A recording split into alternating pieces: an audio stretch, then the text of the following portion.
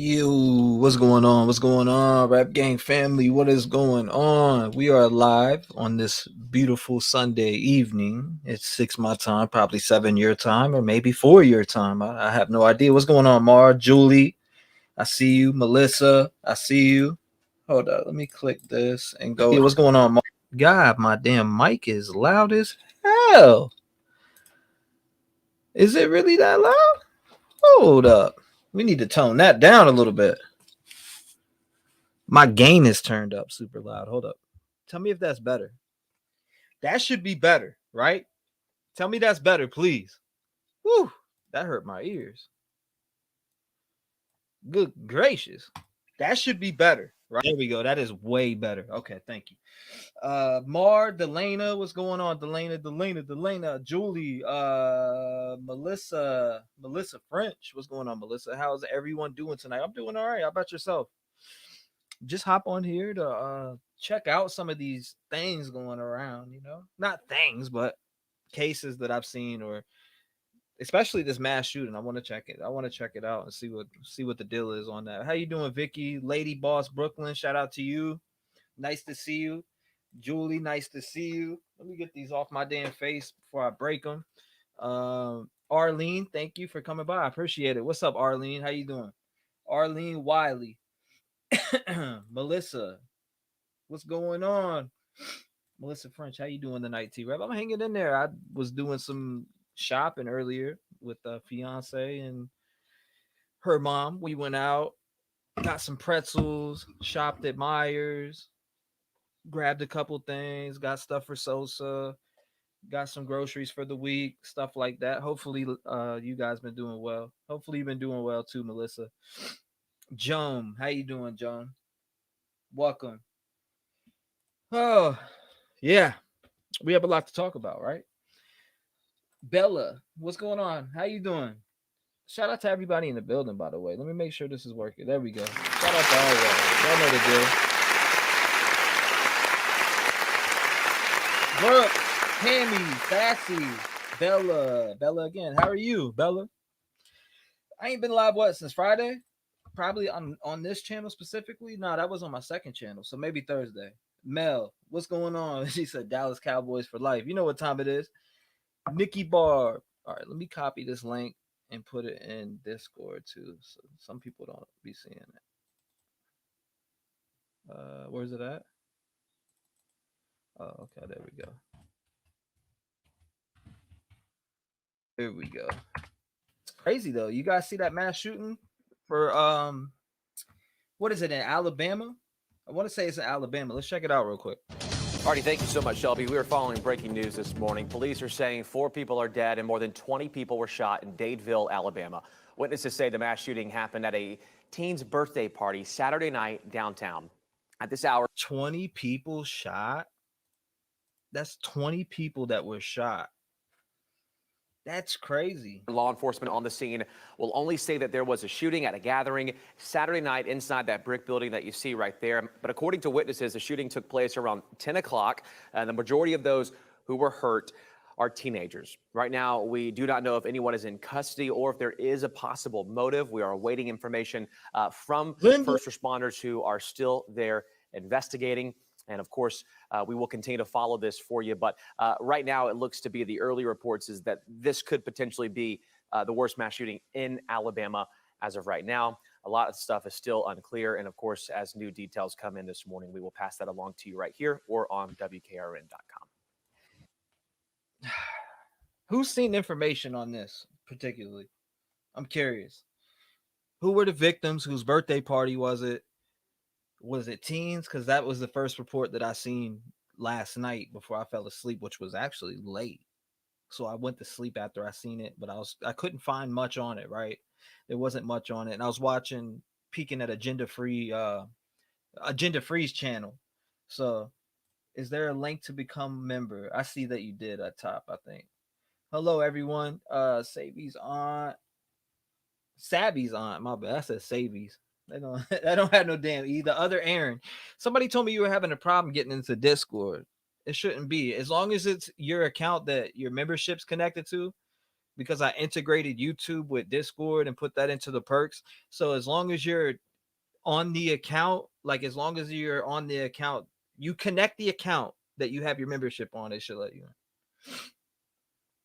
There's the man. What is up? What's up, Kathy Baker? What's going on? Welcome. Melissa French. Been painting rock art all day. Today I painted a Deadpool group. That's dope. That's dope. Hi, T-REV and everyone. Let's rock this house. Let's rock it. Amanda evening, everyone. I haven't heard about it. Oh my God. Y'all haven't heard about that shit? 20 people shot, 4 dead. Allegedly, it was a teens party, but I don't know. I haven't heard nothing about the victim or the suspect, which I'm trying to find out right now. Let me see. So, Alabama shooting suspect. I'm gonna look that up right now. Shooting suspect.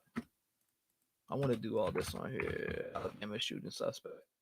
Okay, so it says a beloved high school athlete was among 4 people killed and 28 injured at a Sweet 16 party. So it was a Sweet 16 party. Let's jump into the I'm going to jump into the report and read this off. So it says a Sweet 16 party turned into a scene of carnage when 4 people were killed and at least 28 others were injured on Saturday night, officials said. The deadly rampage happened in a downtown Dadeville around 10:34 p.m. Saturday. The Alabama law enforcement agency said Sunday there were 4 lives tragically lost in this incident, and there's been a multitude of injured, or I was about to say injuries. Sergeant Jeremy J. Burkett said, now let's drop down, there was a wide variety of injuries that were sustained during the incident, and some of the victims remain in critical condition, Burkett said during a Sunday afternoon news conference, which I'm going to go find that. If we can find the news conference, let me know. I will be looking at chat for it. I don't know if anybody can find it mob wise. Please understand this is also a very fluid situation. We have been getting continuous updates throughout the day, and we're absolutely trying to confirm and understand everyone that was in the venue there, Burkett said. So Burkett said they are still speaking with witnesses and trying to gather information about the shooting. Police did not release any details about a suspect or a motive during the news conference. The sergeant also urged the public to report any information about the incident to Alabama law enforcement agencies. I cannot stress this enough. We absolutely need you to share it, Burkett said. One of the victims killed was Phil Stavius Dowdwell, a stellar high school football player and the brother of the birthday girl, said Ben Hayes. The football team's chaplain and Keenan Cooper was the DJ at the party when the gunfire broke out. Cooper told CNN he didn't hear a fight or disturbance prior to the shooting. It's really sad to see all the kids that were shot and the ones that are deceased, he said, and seeing all those bodies at the front door, and all the kids are probably going to be traumatized. Yeah, they're going to have PTSD forever for that. That's 100% a fact. Earlier on Sunday, hospital officials said at least 15 teenagers were treated for gunshot wounds. So 15 of them had gunshot wounds, 100%, including several who are in critical condition. Of the 15 fiends, I'm an idiot, man. Of the 15 teens taken to Dadeville Lake Martin Community Hospital, 6 have been treated and released. Now it says, let me scroll down. Why do they separate this shit like this? Hospital spokesperson said, Heidi Smith said, okay, so the remaining 9 have been transferred to another medical facilities. Scroll down. Okay, at least check 5. What? Make this make sense. Let me scroll back up.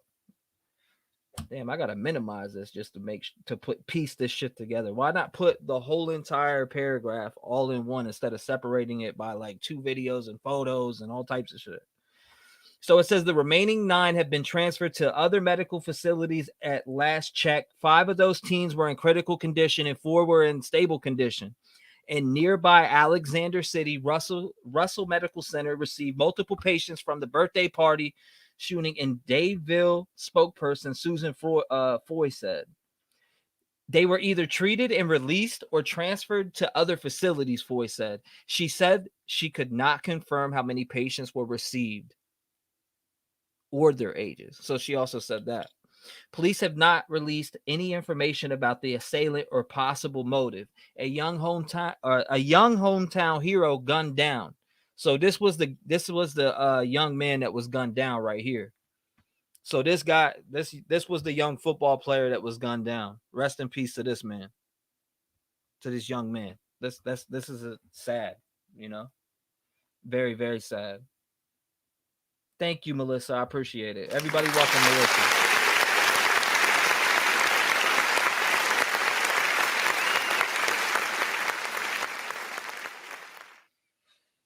A young damn. And okay, so this was the brother. If we remember when reading back up in that report, it said the brother that his sister, it was his sister's birthday. He was there and he got shot and killed as part of that. So that's wild.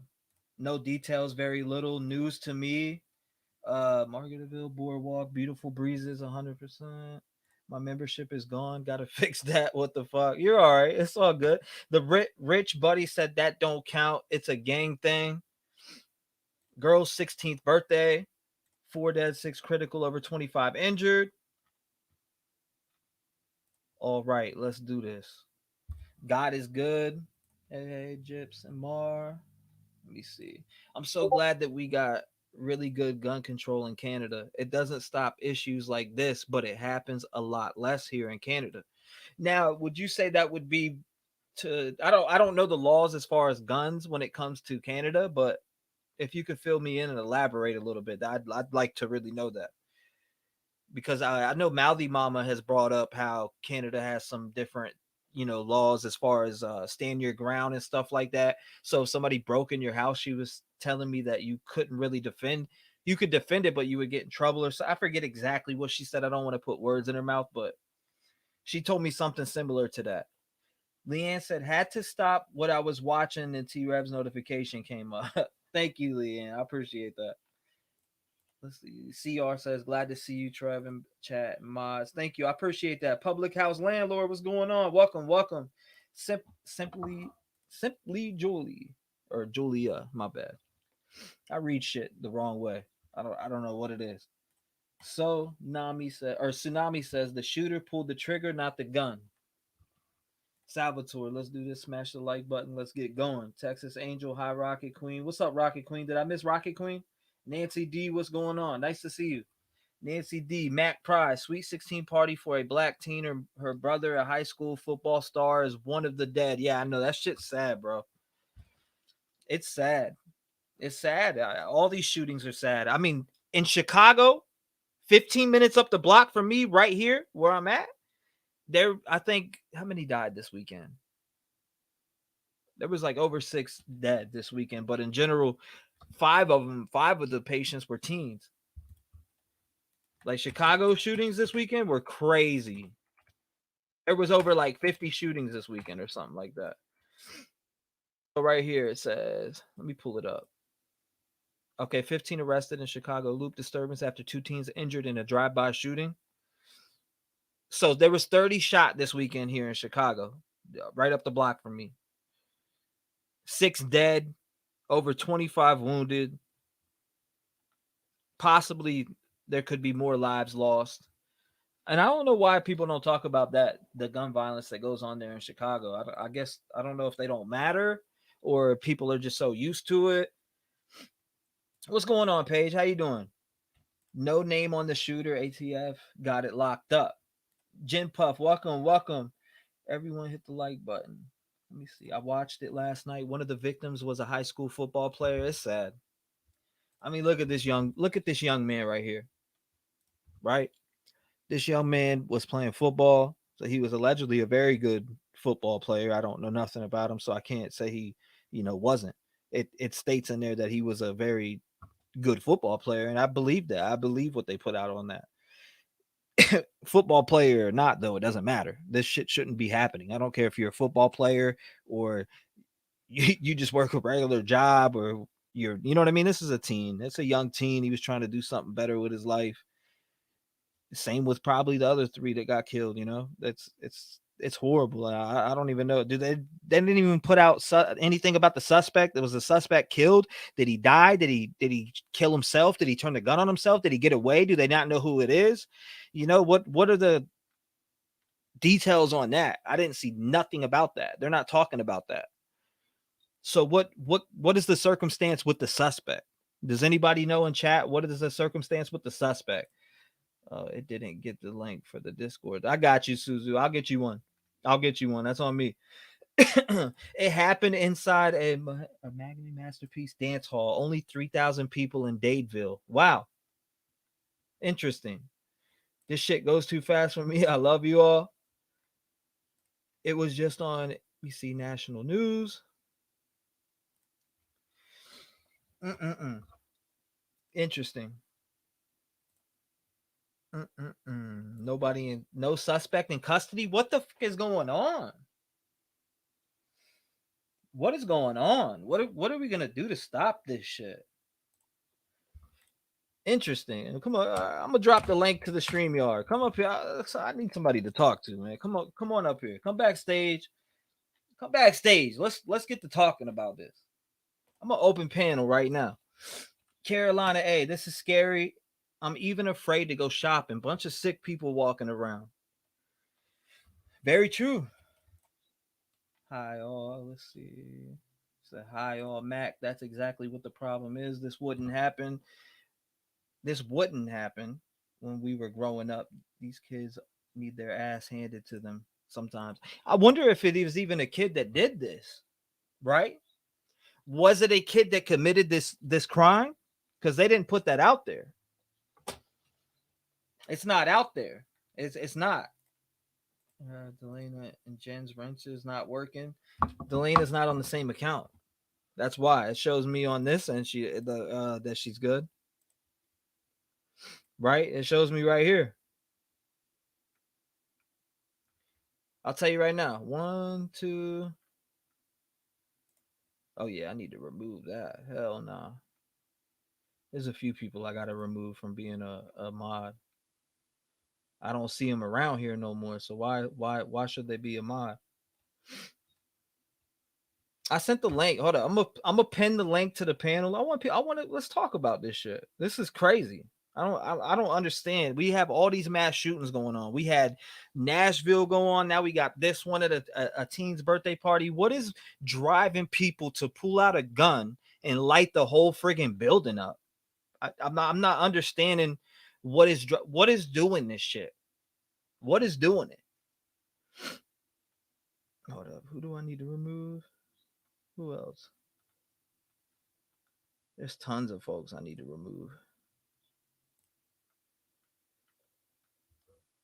Yeah, I don't see Delana on here actually. Delana, say something in chat. I fixed it. Try my fault. Okay, never mind. I do see it. All right, we're good. Hold on, I'll put this down here. If anybody wants to come up, you can. You're more than welcome to. But I'm gonna go over shit regardless. All right, there you go. There's a StreamYard link if anybody wants to come up. I feel that online shopping for sure. It's heartbreaking, PJ. I know. That's what I'm saying. It's very heartbreaking. But what is driving these people to pull out these guns and go in and light buildings up? Whether it be a store, this teen party, schools. What was the incident in New York that happened? Was it Buffalo? Was that last year or going into 2022? The Buffalo shooting where the guy streamed it on Twitch, right? I know a lot of you had to have seen that. That was crazy too. I mean, all of this shit is crazy. It's fucking terrible. That kid's so young. Callie said, happy to have you all here. Dragonfly says, Jim Puff, a new story. Okay, cool. Well, not cool. I forgot to make Jim Puff a mod. Did I do that? There we go. That is standard mod. There we go. But yeah, let's see. No, not just spankings, Magpie. These kids need their need God in their lives too. No God means no love in their hearts, no doubt. I'm trying to find more information on this. Who could be the shooter? Who was the shooter? Let me see if I can find it. I'm gonna try to see if I can find who committed this mass shooting. Suspect. Somebody knows. I'm telling you that right now. Somebody knows. Somebody has to know. There's no way. There's no way. So I just did like a quick sweep to see if I could find anybody. Images for suspect mass shooting. Let's see. Nah, this ain't him. Alabama church shooting. A third victim has died. Yeah, that's a church shooting. Trying to sleuth out the shooter. See if I can find his ass. I say him, but it could be any, right? 4 killed, 4 injured.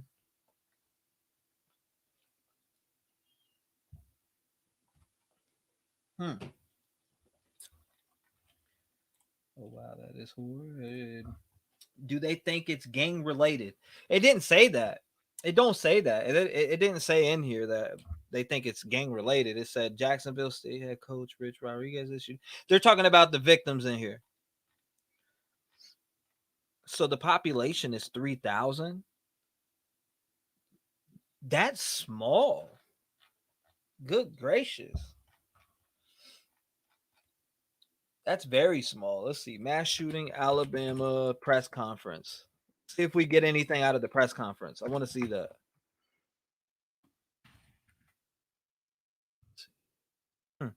Okay, here we go. Hopefully these boys don't hit me with a bang bong. County. I'm going to begin our run a show in the conference by asking Dadeville Chief of Police, Mr. Jonathan Floyd, to please come up and share. Thank you. Good morning. Maybe a little tough. My name is Jonathan Floyd, and I have the privilege of being the police chief for the city of Dadeville.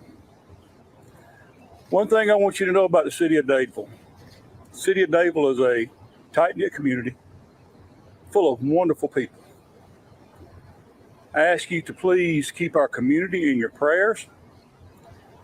I ask you to keep my police department in your prayers. And I also ask each of you, please do not let this moment define what you think about the city of Dadeville and our fine people.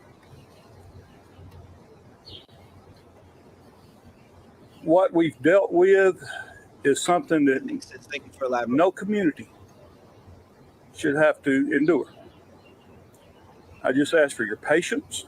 It's going to be a long process, but I do earnestly solicit your prayers. Thank you.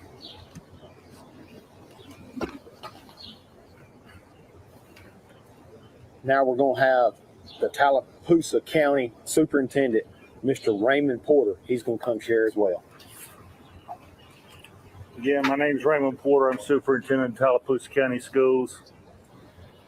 I want to echo those words the chief just said. This does not represent our community. It does not represent our children.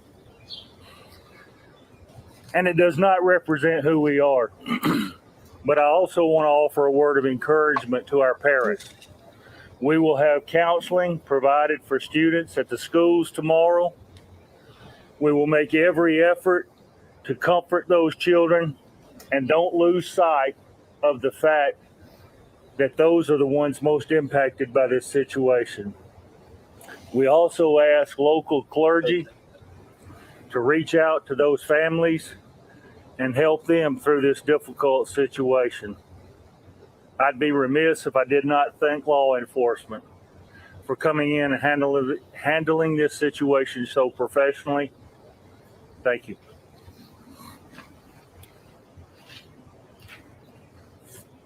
Before I go any further, I would like to share on behalf of Secretary Hal Taylor and everyone at the Alabama law enforcement agencies, State Bureau of Investigation, and everyone with our organization, our deepest sympathies and condolences to the families that are enduring this tragedy right now. But I cannot agree with what the chief said anymore. This is a fine city, a fine county, an absolutely amazing state. And we are not going to allow one tragedy to define us. This incident occurred at approximately 10:34 p.m. near the 200 block of Broadneck Street here in Dadeville in Tallapoosa County. All right. There were 4 lives, not fatalities, lives. There were 4 lives tragically lost in this incident. And there's been a multitude of injuries. As they said, this is going to be a long, complicated process. We're thankful to the sheriff, to the chief, to everyone, to the district attorney for all of their support. But we're going to continue to work through in a very methodical way to go through this scene, to look at the facts, and ensure that justice is brought to bear for the families. We will do that, and we can also confirm that it was tied to a birthday party. We were able to confirm that it was tied to a birthday celebration. We can't share anything further at this time with regards to that, as it is an ongoing investigation. If we have any additional information to share, we will pass it along. If you have media inquiries, please send that to media.relations@alea.gov. That's media.relations@alea.gov. Also, if you have tips, and we're going to send this out, I'm going to send this out as soon as I'm done. If you have tips, please call 1-800-392-8011. 1-800-392-8011. That's the Alabama State Law Enforcement Agency Crime Tip Line. You can also email at sbi.investigations@alea.gov. That's sbi.investigations@alea.gov. Again, our thoughts and prayers with the family. We will not be taking any questions. I will be back in approximately 2 hours with an update. This concludes the press conference. Thank you.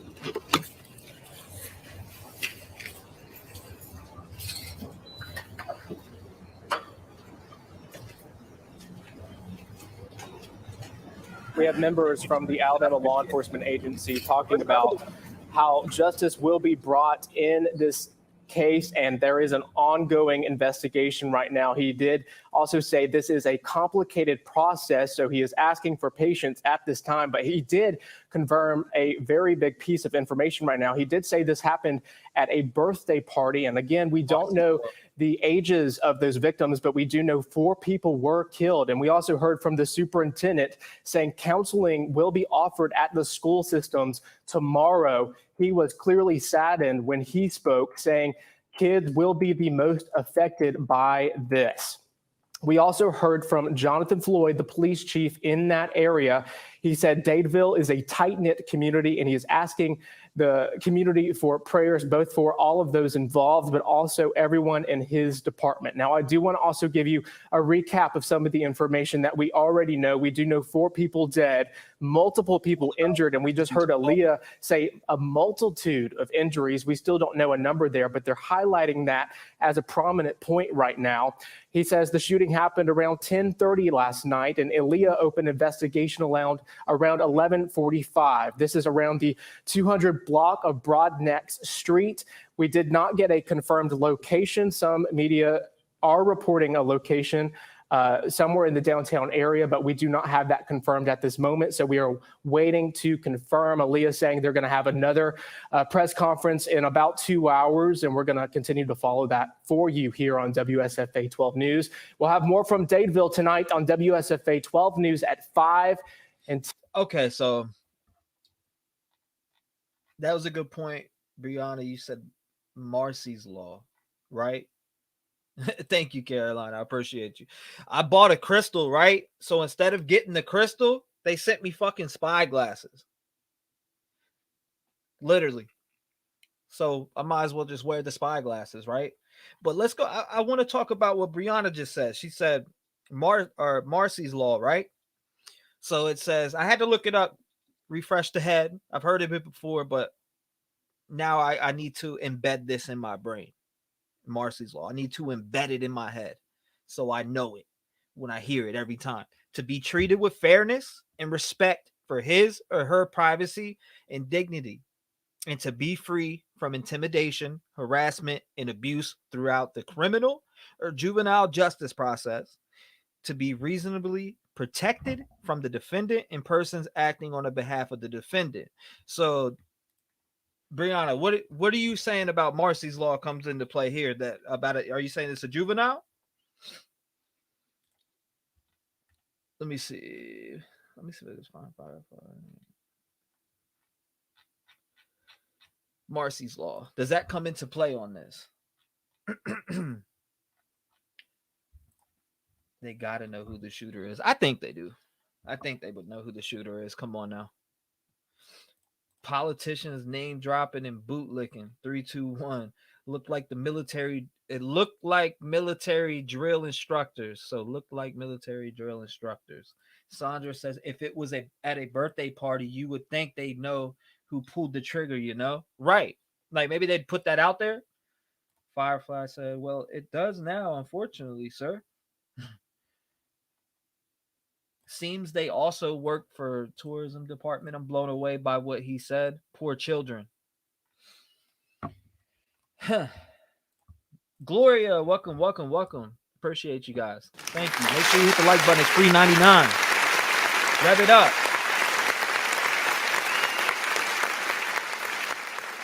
Let me find out. We got some shy people.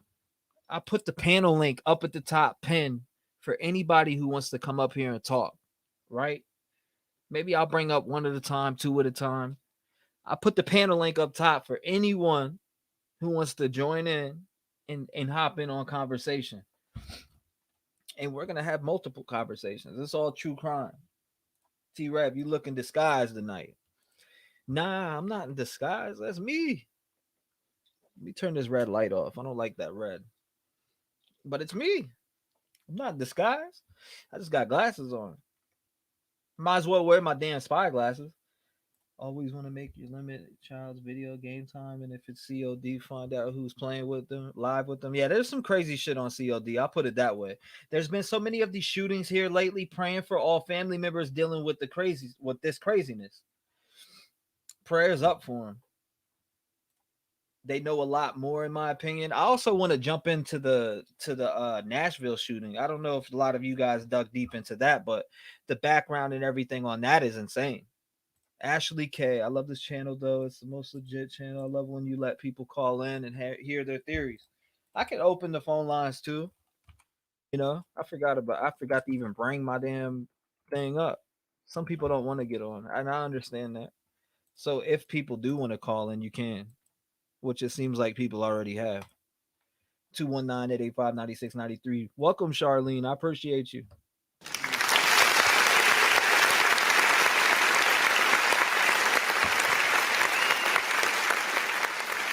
All talks true crime tonight. All talks true crime. I don't care what case it is. I don't care if we're talking about Gannon. I don't care what we're talking about. All talks true crime tonight. If the case is bothering you, bring it up. 256, you're in the mix. What's going on? Can you hear me? Hello. Can you hear me? Oh, hey, T-REV.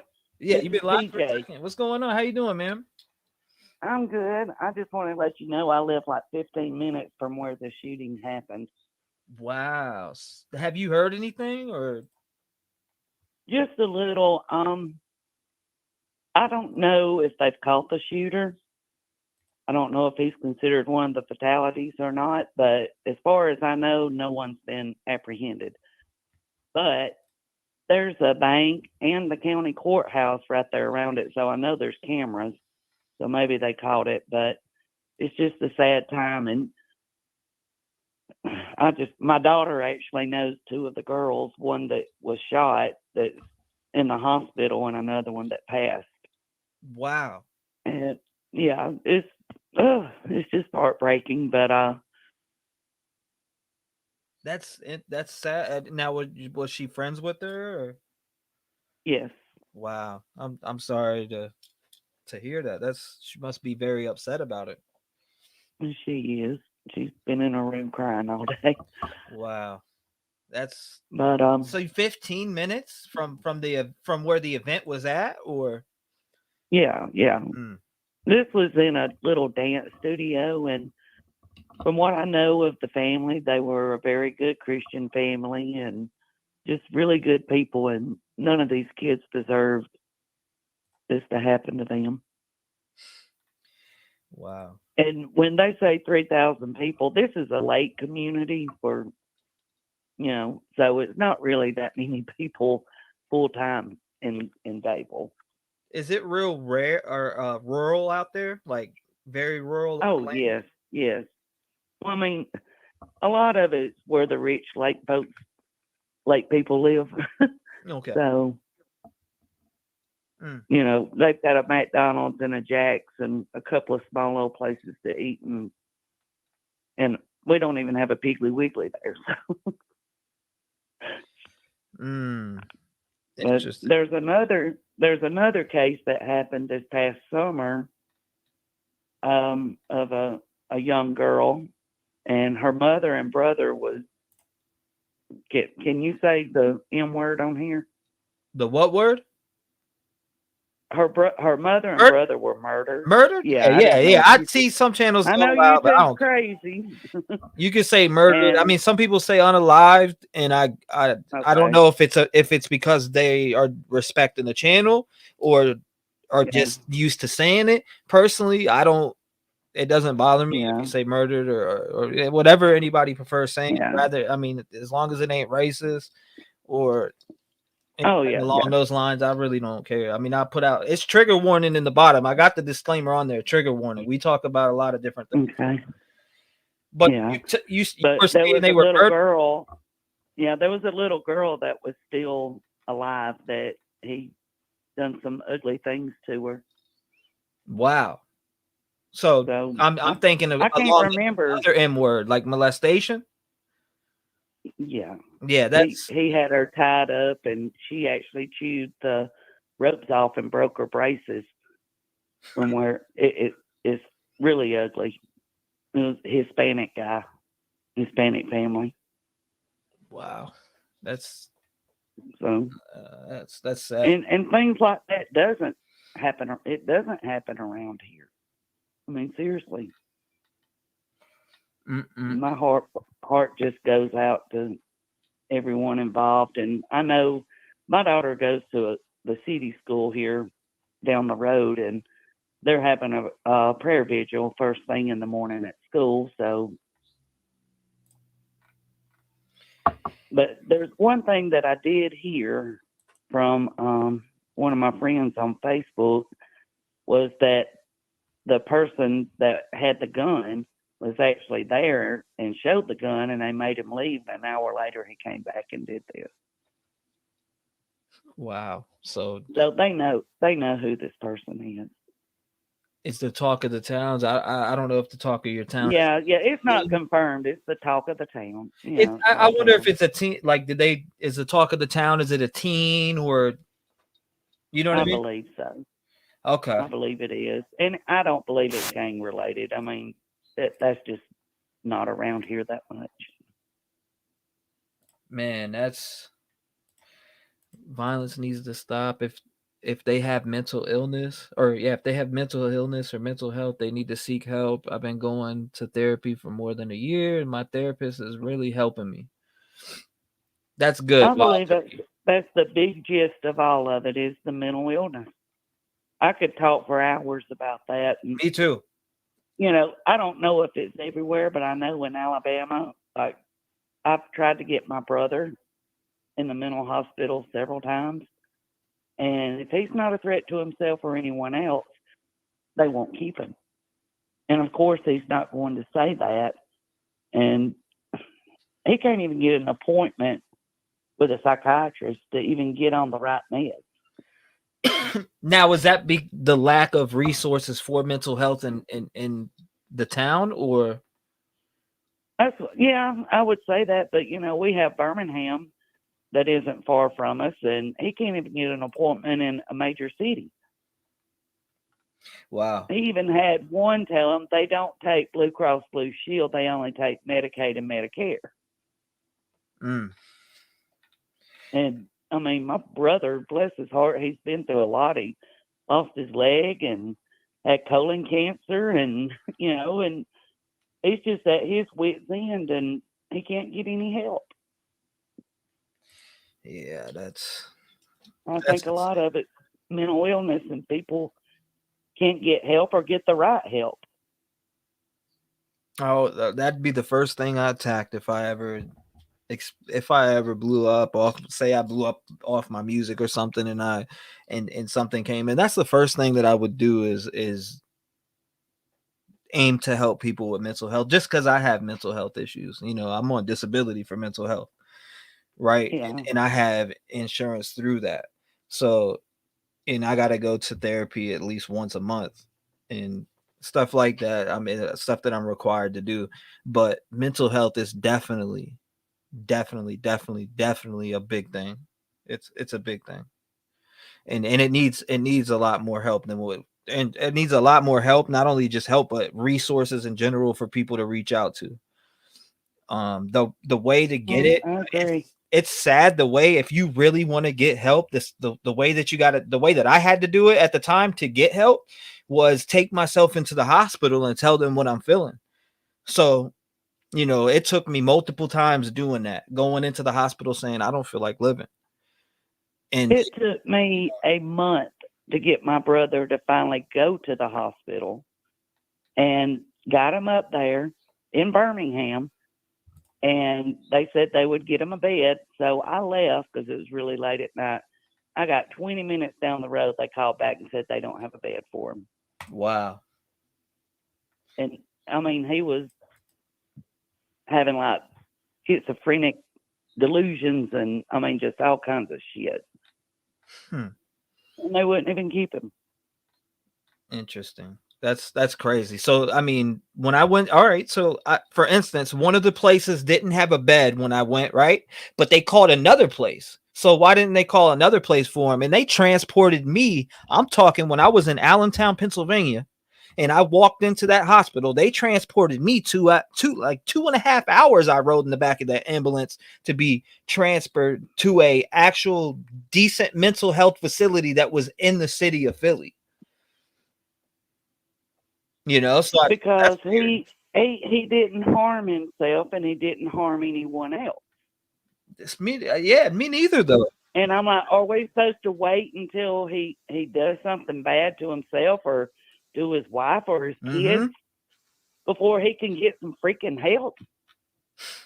It's sad. I don't understand it. I really don't. It makes me angry. I do not understand that at all. I don't have words for it. I can't explain. I just don't understand why we lack resources for mental health. And then, we wonder why all these shootings and stuff and mass shootings, and we got teens out here, especially, up the block from me, 10 minutes, 15 minutes up the block from me. We got 15 or 13 to 15-year-olds running around, killing each other, then saying they're smoking on each other after the person dies.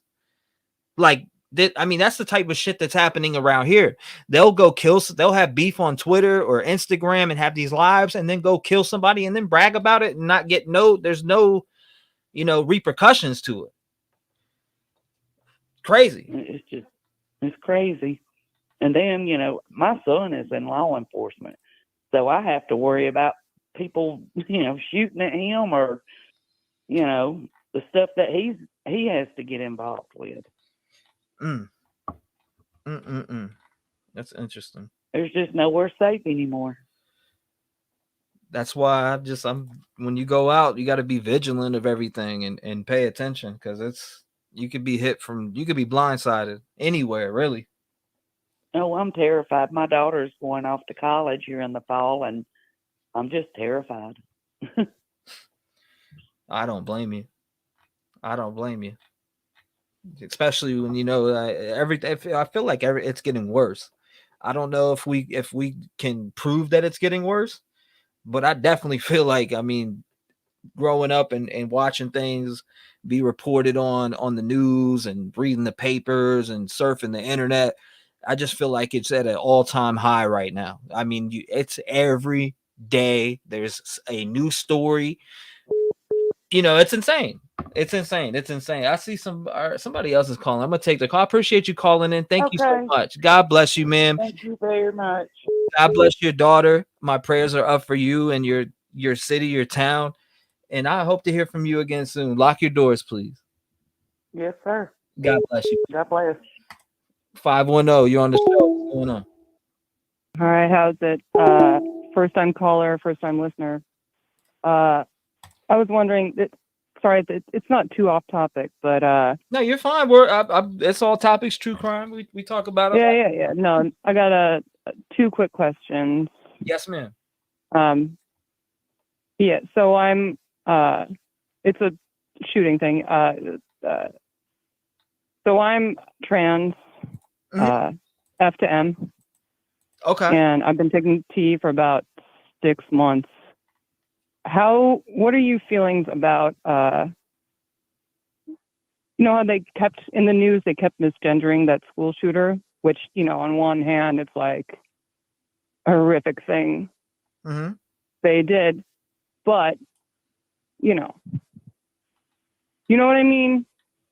But the misgendering, it seemed like they were more upset about that and not, you know, murdering a bunch of kids, like 3 kids. And so you mean they were highlighting more of the transgender factor rather than the crime itself? No, they kept misgendering him. Oh, okay.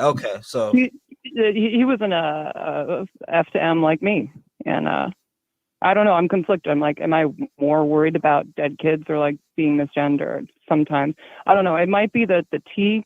I've been in way worse moods lately. I feel way more aggressive because I still get my periods, sadly, but I'm also on T.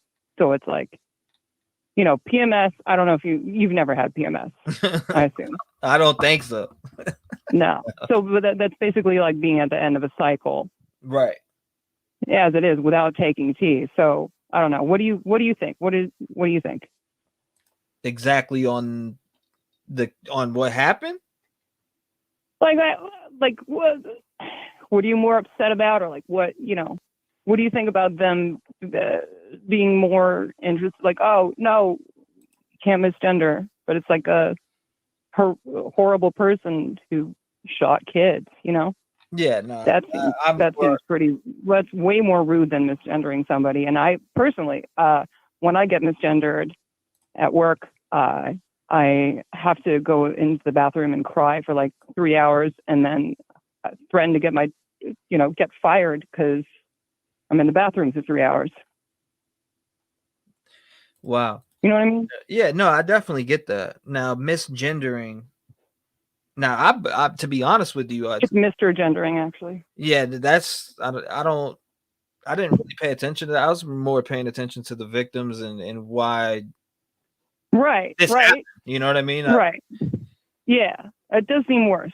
You know, that's the type of shit that I pay attention to. I see the news and different channels they get involved with, more of the talking about the politics surrounding it. If I can, I guess I'd call it politics surrounding it, because it's a big topic of conversation, right? It really is. They highlight that shit. When I walked out into the living room and I seen it, that's the first thing I seen: transgender, this and that. You know, it's what they have in the headlines. So, but I'm more looking at the case. Why did this person do this? Why did they go in there? Why did they take out innocent people like this? What drove them to this point? It was probably taking T, honestly. You think so? Now, what could that do to you? SSRIs and T. Well, personally, I fight my neighbor and the mailman every day. Not physically yet, because I'm still I mean, I have bird bones. I am, was born a woman. I hate saying that. I fucking hate it. It makes me sick to my stomach. Mm. It was the wrong body. Wrong body. My body, not my choice. I respect that, but No, it makes you very, very, very aggressive. And if I'm PMSing on top of, at the end of a T cycle, it's fucking, yeah. Fumes. So I get it. Yeah, probably. I do not have access to firearms. The government took that right away from me, even though it's in the Second Amendment. It's fine. It's probably for the best.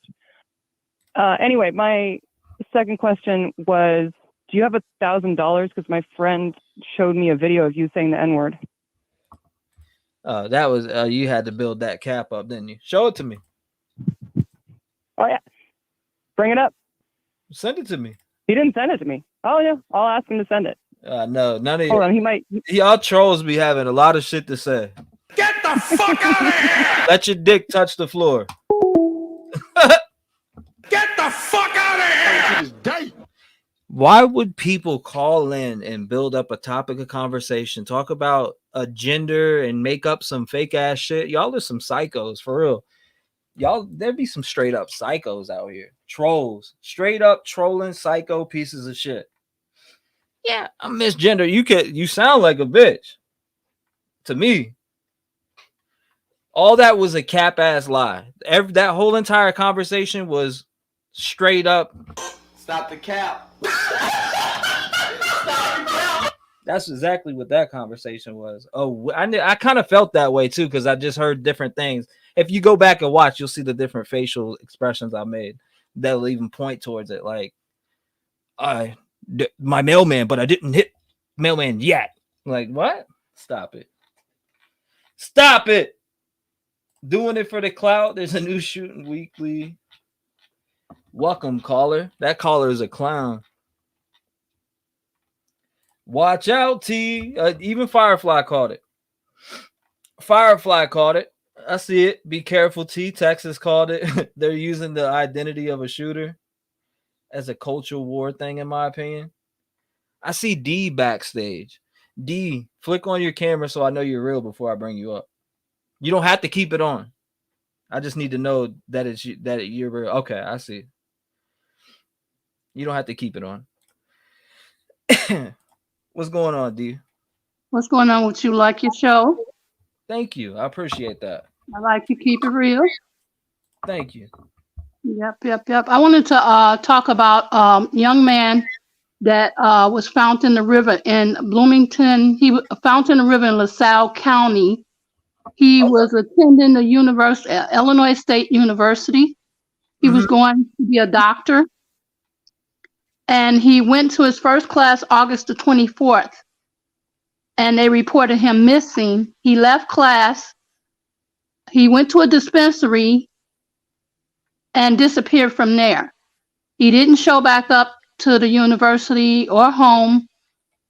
They found his body a month later. He was in the river in another county, but all his stuff was scattered in different locations. So they say it's jurisdictional. And they only had one piece of camera footage for him, and that's at the dispensary. Have you heard about that case? No, ma'am. I have not. Oh, wow. It was in Bloomington, Illinois, where he attended Illinois State University. What do you know his name? I'll type it in right now and bring it up. Dr. Jelani Day. Dr. Jelani. D-A-Y is the last name. How you spell the first name? You said Jelani, like Jelani, J-E-A-L-N-I. L-N-I. Jelani Day. Okay, I see it pop up.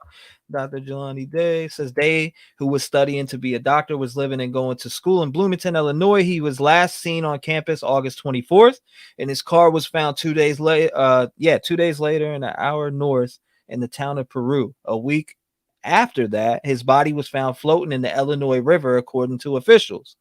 Wow. So that was 2021. Yep. Interesting. And they had a memorial.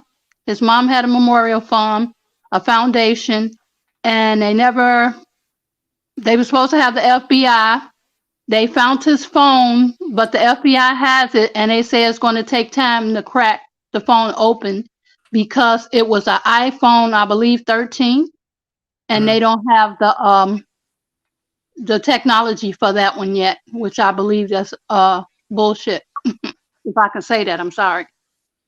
Yeah, no, you can say that.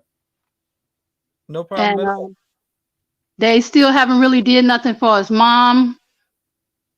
They say by being jurisdictional. So they did an autopsy on him. His eyeballs was missing. His genitalias was shredded. Oh my goodness. The coroner did his autopsy. His jaws were sawed out. I don't know what that was for when you're doing the DNA. Mm-hmm. And the coroner was really rude with the mom. Wow. And said either she wanted it done or not because they didn't have the solution needed to do the DNA. That's just wrong. If you pull up the news report, you can listen to it and show it to your audience. Yeah, most definitely. I'm definitely checking into this now. I see there's a video here. What video is this? Peru police investigators. Yeah. So this man was captured on camera? That's not him. They was trying to say that was him. That's him right there, standing there. He went to Alabama A&M, and then he went to Illinois State University to finish on his career. Yeah, that's wild. Let me see. Yeah, they got a news report on him, but the cops was just very rude. And she's still trying to find out what happened to her son. This is a crazy case. I could already tell just from the things I just seen.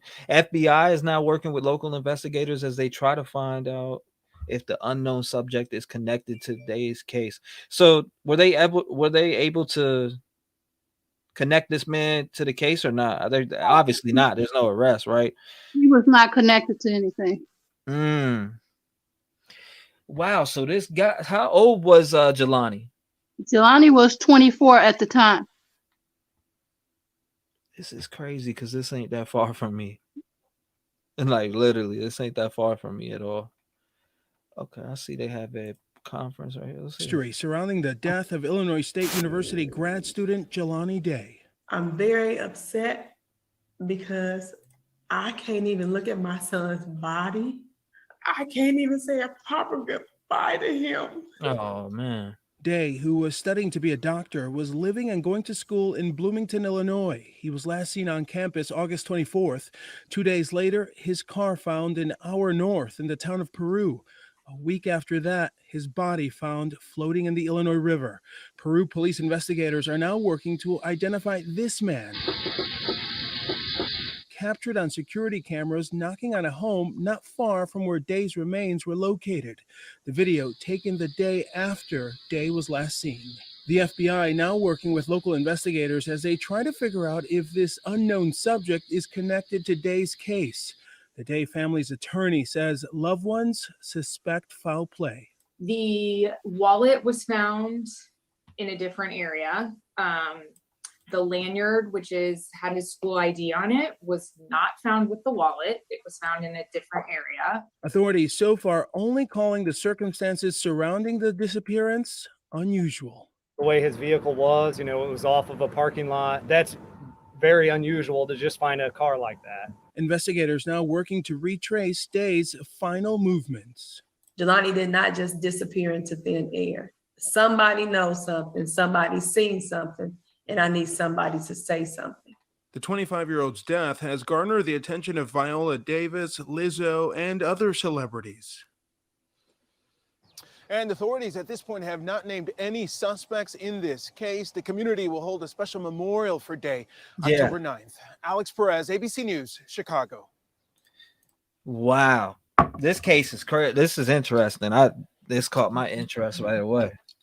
They tried to suicide. They try to say it was suicide? Is that, man, that's the shit they say about all these cases out here, right? I got a long list of cases that they call suicide, and it's just complete bullshit. Yeah. When you look at it. I think the cops did something to him. I really do, allegedly. So you allegedly think the police may have been involved with killing him and his disappearance. What And now? Where was it?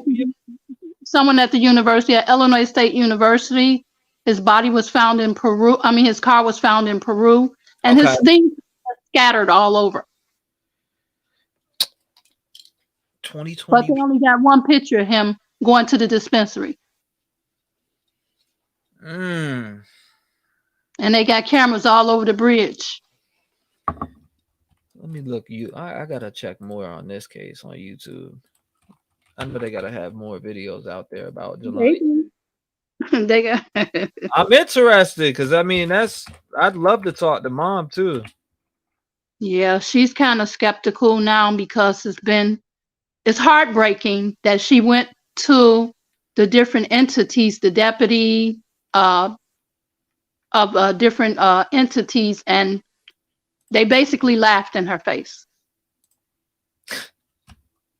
It's crazy. And his dad died after him. He was a donor for his dad. His dad had cancer. Sound like a good man. Wow. I'm trying to tread lightly with what I look at. I see Christina Randall covered it. I see a bunch of news stations that covered it. Christina Randall covered it pretty hard. Yeah, and then it went, what's his name? Rod Stafford, news reporter. And then Jesse Jackson and them was on the case, but they needed boots on the ground in Black Lives Matter because it's done now. They're not going to do anything for her. The mystery, re-upload the mysterious death of Jelani Day are 2 white female college students involved. I see a video that's 41 minutes on a breakdown. They found his clothes and then they lawyered up. What? Mm-hmm. So hold on. So two women found his clothes and then they lawyered up? 2 university students, 2 girls say they were helping to look for him and found his clothes on the south bank of where his body was at. Somebody said, sound like a satanic ritual. Oh my God, that's brutal. That's definitely bullshit. Yeah, no doubt. Suicide? Nah. No, it wasn't suicide. BBN, I remember this. How sad and disturbing. It is disturbing. Federal law enforcement can see a tick on a deer's ass if they need to when convenient, but can't hack an iPhone. So somebody found his phone and took it to a kiosk at Walmart. It was a guy pulled along the side of the road because he was trying to secure a mattress that he had. And he happened to look down and find the iPhone. I could definitely go there for sure, Dr. Thrifty. That ain't that far. That's not far at all, really. Yeah, but you got to tread lightly going there. I won't state what I'll have, but I mean, I'll definitely be treading. I've been down there. I went to King Bond's little memorial spot out there. It's definitely a jungle out there in Chicago in general. But this is very, very, very, very suspicious. And the fact that they label it suicide. Yeah. So they put this suicide but undetermined. Yeah, this one's going under my series. See, I'm working on a series behind the scene right now called Suicide or Murder. Mm-hmm. I'm at it. I appreciate you bringing this to my attention because it captured me immediately. 1 and 2, they deserve justice. Period. Yeah. His mom haven't gotten justice yet. She don't. His brother had to go and look, and he wasn't for sure that was his body. He said it looked like a person that had been underwater for 100 years. I'm gonna tell you. All right, so I don't know how to explain this, but look, you bringing it, show me this case, and I watched that video. I just got a strong energy towards this case for some reason. Like I don't know if it's because I'm that close to where it happened, or I don't know. I just feel like a strong urge of energy running through me for this case that I got to dig into it a lot deeper. So I'm gonna be definitely checking out videos. I'm kind of scared to play a video right now because somebody strike my channel the other day. But they did. Some weirdo If you can pull up Rod Stafford, where he reported it for his mom when he first went missing. Ron Stafford, he won't strike. Rod Stafford. Rod He's a news reporter. Yeah, from Chicago. Rod Stafford and then Jelani Day. All right. Okay, I see that he's on ABC 7 Chicago or no? Yeah. Yeah. Let's check it. I'm gonna pull up. I see NBC Chicago. I don't know if they strike or not. Mother of Jelani speaks on his disappearance. You figured they'd want this out, and plus it's news and fair use anyways. But A lot of time has passed. They're really not gonna. The chief of police of Peru, she got a promotion, so she's over there. She say, she was interviewed by one of the newscasters, and she say, "Oh, it is a cold case, and it's a cold case." Basically, it's a cold case, and they say it's suicide. Let's see, Scripps News. I don't even know who this is. Who's Scripps? that's one of the news down there, I believe. Is it this top video right here? Rod Stafford, Jelani Yeah. Day. It's a 4-minute video. I traveled to Central Illinois investigating what led up to the discovery of this young graduate student's body more than 60 miles from his campus, found in a river in a city his family says was completely foreign to him. His family tells the I-Team they will not rest until they know exactly what happened to Jelani Day. This area is where they drove in. This wooded area in the small town of Peru, Illinois, has become all too familiar to Jelani Day's mother, Carmen. This trail here, somebody drove through here. Right here, police found the one concrete clue in his disappearance, her son's car with the license plates removed. My kids. He found a car with the license plates removed, and he committed suicide. Mm-hmm. Okay, yeah, all right. Show me his phone records. Show me a letter that he left behind that said, "I'm gonna take my license plates off and do this and that and the other." You know what I mean? Like that. Where's evidence of that? They don't. Rod Stafford showed a redacted report. As far as some of the stuff on his phone, I don't know how they opened it to get that redacted report. But if the FBI haven't opened it yet, and how would you be able to open it? Right, no doubt. To see what was on the phone. This shit don't even make no sense.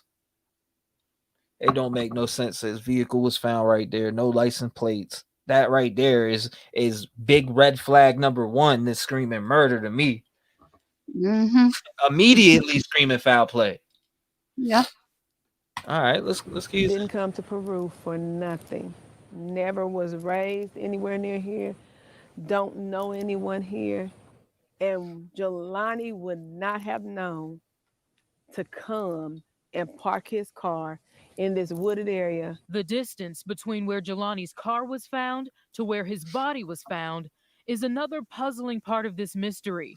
From this spot, the I-Team had to drive nearly 2 miles to the Illinois River, where investigators located Day's body. His mom says none of this makes sense. How are you coping with all of this right now? I've had to grieve while working and trying to find answers. The search for answers leads back to the Illinois State University campus. August 25th, one of Day's professors reports he didn't show up to class, and he wasn't picking up his phone.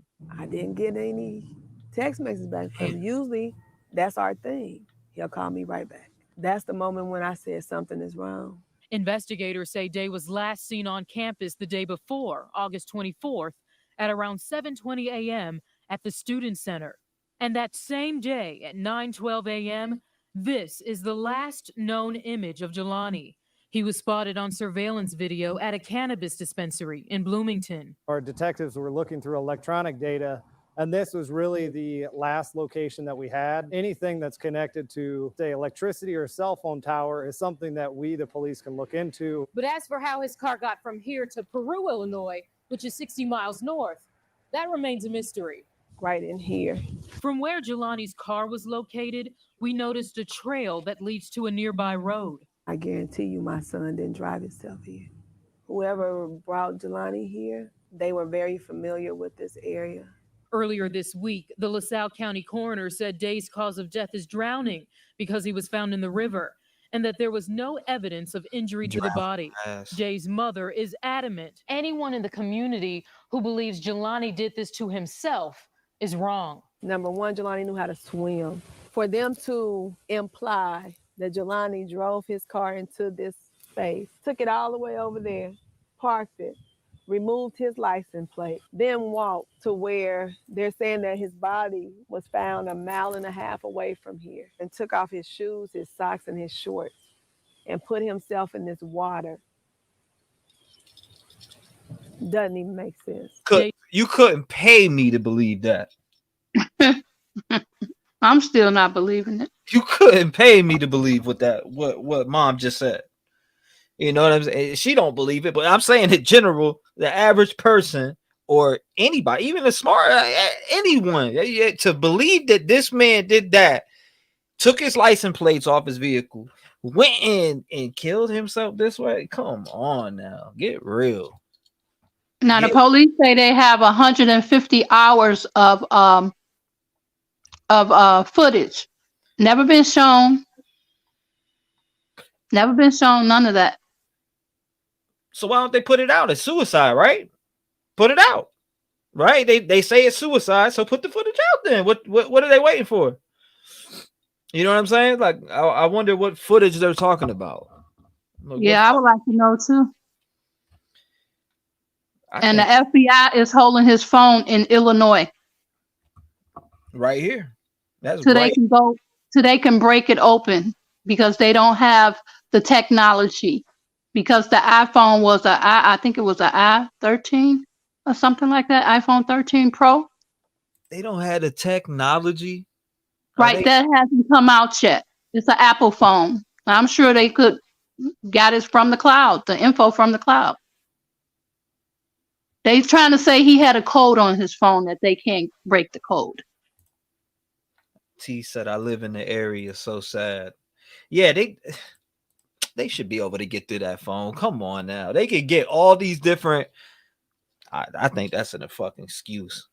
Pull up Rod Stafford's his report and listen to what he says about Rod Stafford.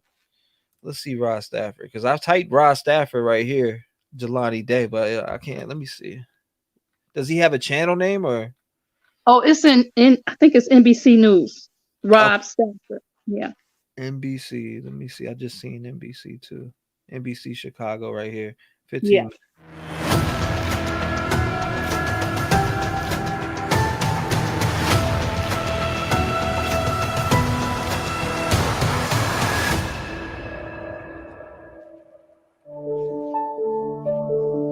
He was a bright student with a promising future. He was so smart. He'd get all his work done before anybody in the class. Then, a sudden change in his daily routine. He missed class. Does that sound like your brother? No.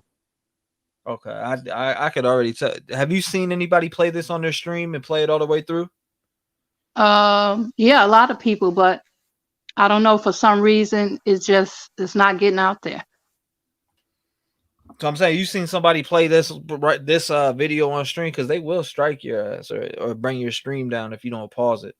Or they will? Oh, I didn't know. Yeah, sometimes they will. It depends what channel it is. NBC might do that. I might have to pause it like every 30 seconds. A reliable son goes missing. A relentless mom goes looking. I gotta do something. I gotta go look for him. Every second counts. Did she get an independent autopsy done? Sleuthy Goosey would ask.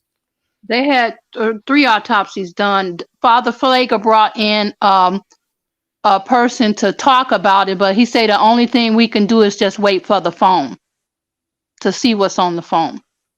Okay. And then they had a 3rd autopsy, and what he said was, you got to listen to that. Blank, blank. I see you down below. Blank, blank. What's up? I see you down there.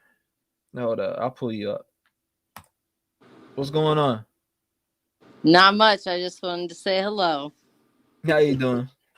Good. I just sent a thing that in Milwaukee we have had 17 overdoses on fentanyl since Saturday. Yeah, that shit's crazy. It's going crazy everywhere with the fentanyl right now. Yeah, so I mean, I told my kids, I don't even care if it's prescription and it looks right. Don't be taking nothing unless your doctor prescribed it. So, just wanted to stop in and say that. Well, I appreciate it. That's crazy. I definitely want to chat. I mean, it's a thing. That's what they're cutting is dope with these days. Fentanyl.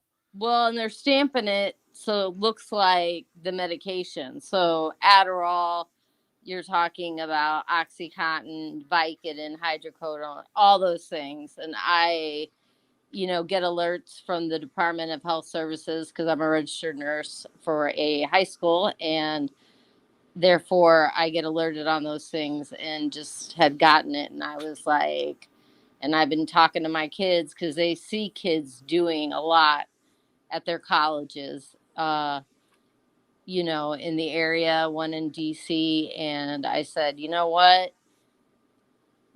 Tell your friends, I mean, I'm just worried about these kids, I'm worried Absolutely. about them because I got 3 girls and a boy, and 3 are in college. And it's just, I see my own, when I look Right. at them. So I want them all to be careful, aware, because it's not like in our days where when you got something, if anything, you were worried that it was, someone put baking soda or sugar, or it was hay instead of, or some type of other herb, it's now you got to worry that, it's 2 grains of something deadly. Right. No doubt. I might have to make a So, video on that too. I don't know. I'll have to check it out. Where's yeah, that at? Where's that happening? this is in Milwaukee, Wisconsin, and they, I can actually, I wonder if I can link you the article from the DHS, because we're not supposed to talk to kids about, but we're supposed to warn them. So it's kind of, that area of, it's like sex education, you can't tell them safe sex, but yet you're supposed to give them, education on it. So it makes it difficult being in a role where you want to save lives or keep people alive. But, it can't, like I just told my daughter who's home visiting, I said, it's not like before where I was like, don't do drugs, they can kill you. It's like, don't do drugs, they will kill you.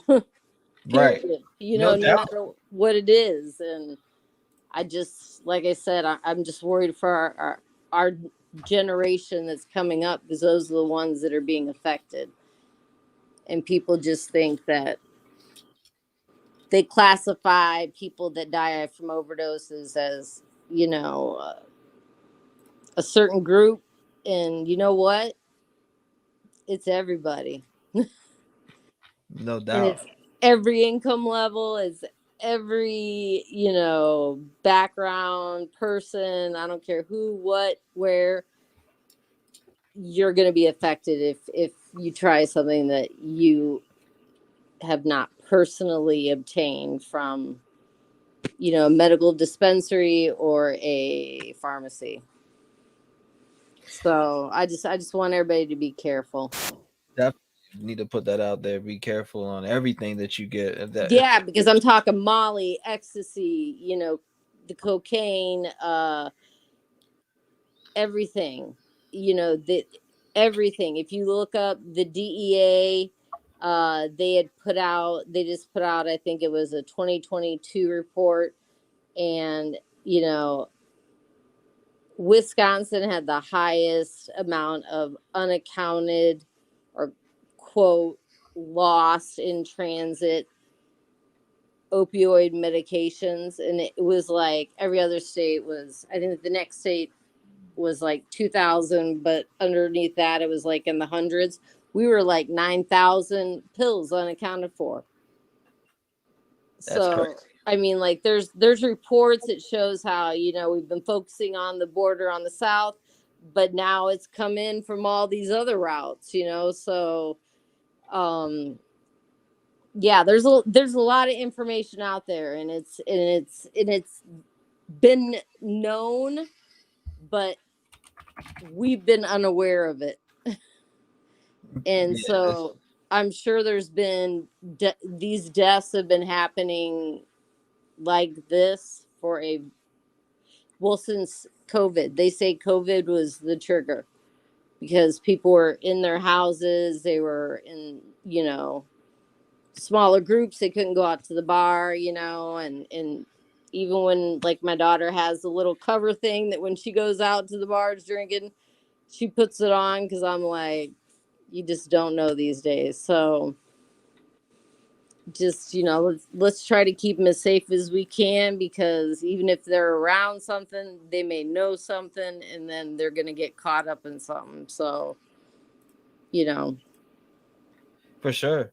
just wanted to say, you know, if you can let everybody know, let their kids know. I don't care how much money you have, I don't care where you live, what you think, you know, kids are kids, and you know, they're going to live forever, you know. So it just breaks my heart to see all this happening.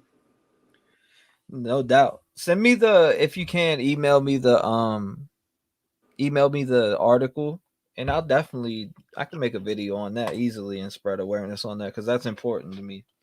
Yeah, like I said, since Saturday. So, I mean, 17. And that's 17 people that they know of, that they're not just saying, you know, accidental or, you know, suicide or whatever. So, obviously, it's bad enough that they want to make health professionals and, you know, other people aware of it. So, but I don't know what we're supposed to do about it, because we're giving out prescription medications. So, you know, it's so we need to get the word out to the, you know, the parents, and the parents need to talk frankly with their kids, you know, and because I know that my kids have talked about what's at parties, and even if they don't do, you know, those things, they're around it. And so, you know, you never know, you know. I mean, I hate for them to try something once and that be the first and last time. Right. No doubt. No doubt. So, It's a big thing for sure. well, and you know, the Adderall, you know, like kids are taking that all the time in colleges, and those Oh are yeah. No. they're being stamped and marked and look exactly like, you know, what you would think is an Adderall tablet, you know. So, I mean, to think that someone could take that and die, I feel like, is this intentional? I mean, I don't get it. I don't understand it. This is the first time in my life I ever have been completely just, every day it's something different. I'm like, I don't know. I can't figure it out. So, but I feel like it's all tied in somehow. No doubt. It does somehow. I don't know. Yeah. Send me that article on it. I'll definitely check into it. I'm gonna get back to watching this, but I definitely will, send but it to me. peace and love, and stay safe. And like I said, thanks for doing what you're doing. Thank you, blank blank. I'll be looking for an email from It's you. Michelle. It's Michelle, so you can, you know. Okay, Michelle. Thank you. Have a good night. Thank you so much for coming up. I appreciate you. Bye-bye. God bless you. Shout out to her. Shout out to her. All right. Let's check it. Let's get. She's talking some real shit. I mean, that's going on. It's been going on for a while. So definitely, I mean, that's definitely some content to put out as far as putting the message out. Positive Yeah, thank you, content. Michelle. Yeah, thank you for that, Michelle. I appreciate you. Actually, I didn't hear about those fentanyl overdoses, but I mean, I know that it's going on like crazy right now, more than ever. You know, so Yeah. definitely, it's definitely good to keep your kids aware, and definitely don't be getting pills from people. because these pills are pressed and they got all types of shit inside of it. Even if it isn't fentanyl, it's got other shit inside of it. So I mean, all right. So back to Jelani Day. This case right here is wild. It's gonna blow your mind. I'm ready for it. Let me see. Nah, I don't want subtitles. Let's see what They found the journal, and he doesn't really have anything in his journal that they found. But some of the soon as the person turned that phone in to the Kia, the FBI was on him. They called him up. I'm fit. I gotta hear this because this one's already got me intrigued right off. But as you'll see, it would take more than a day before anyone realized a search was needed. Hey everybody, my name is Jelani Day. 25-year-old Jelani Day was the fourth of Carmen Day's 5 children raised in Danville, Illinois. 2 girls and 3 boys. In my house, my kids took great pride into their grades. They wanted to see who GPA could be higher than the next one. The kids were close and competitive. His older brothers, Save and DeAndre, admired Jelani and were proud of him. He was very athletic, very smart, had goals. Had countless friends in different programs and organizations he was a part of that he made a difference in. Jelani was an A student at Alabama A&M. He got the doctor joint on and everything. Yeah. I'm just pausing it for a second just in case it boots us off because sometimes it will. Pause frequently, exactly. What do you got to pause, guys in chat who know? I think you got to pause every 30 seconds or something. Isn't it every 30 seconds or 45 seconds? All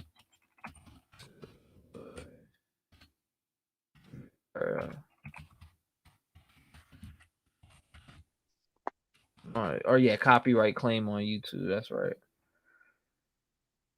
Copyright claim because it's a claim. So what they'll do is they'll shut the live down. Mm-hmm. Like until you actually turn off the video. So sometimes it'll do that shit. It'll interrupt it.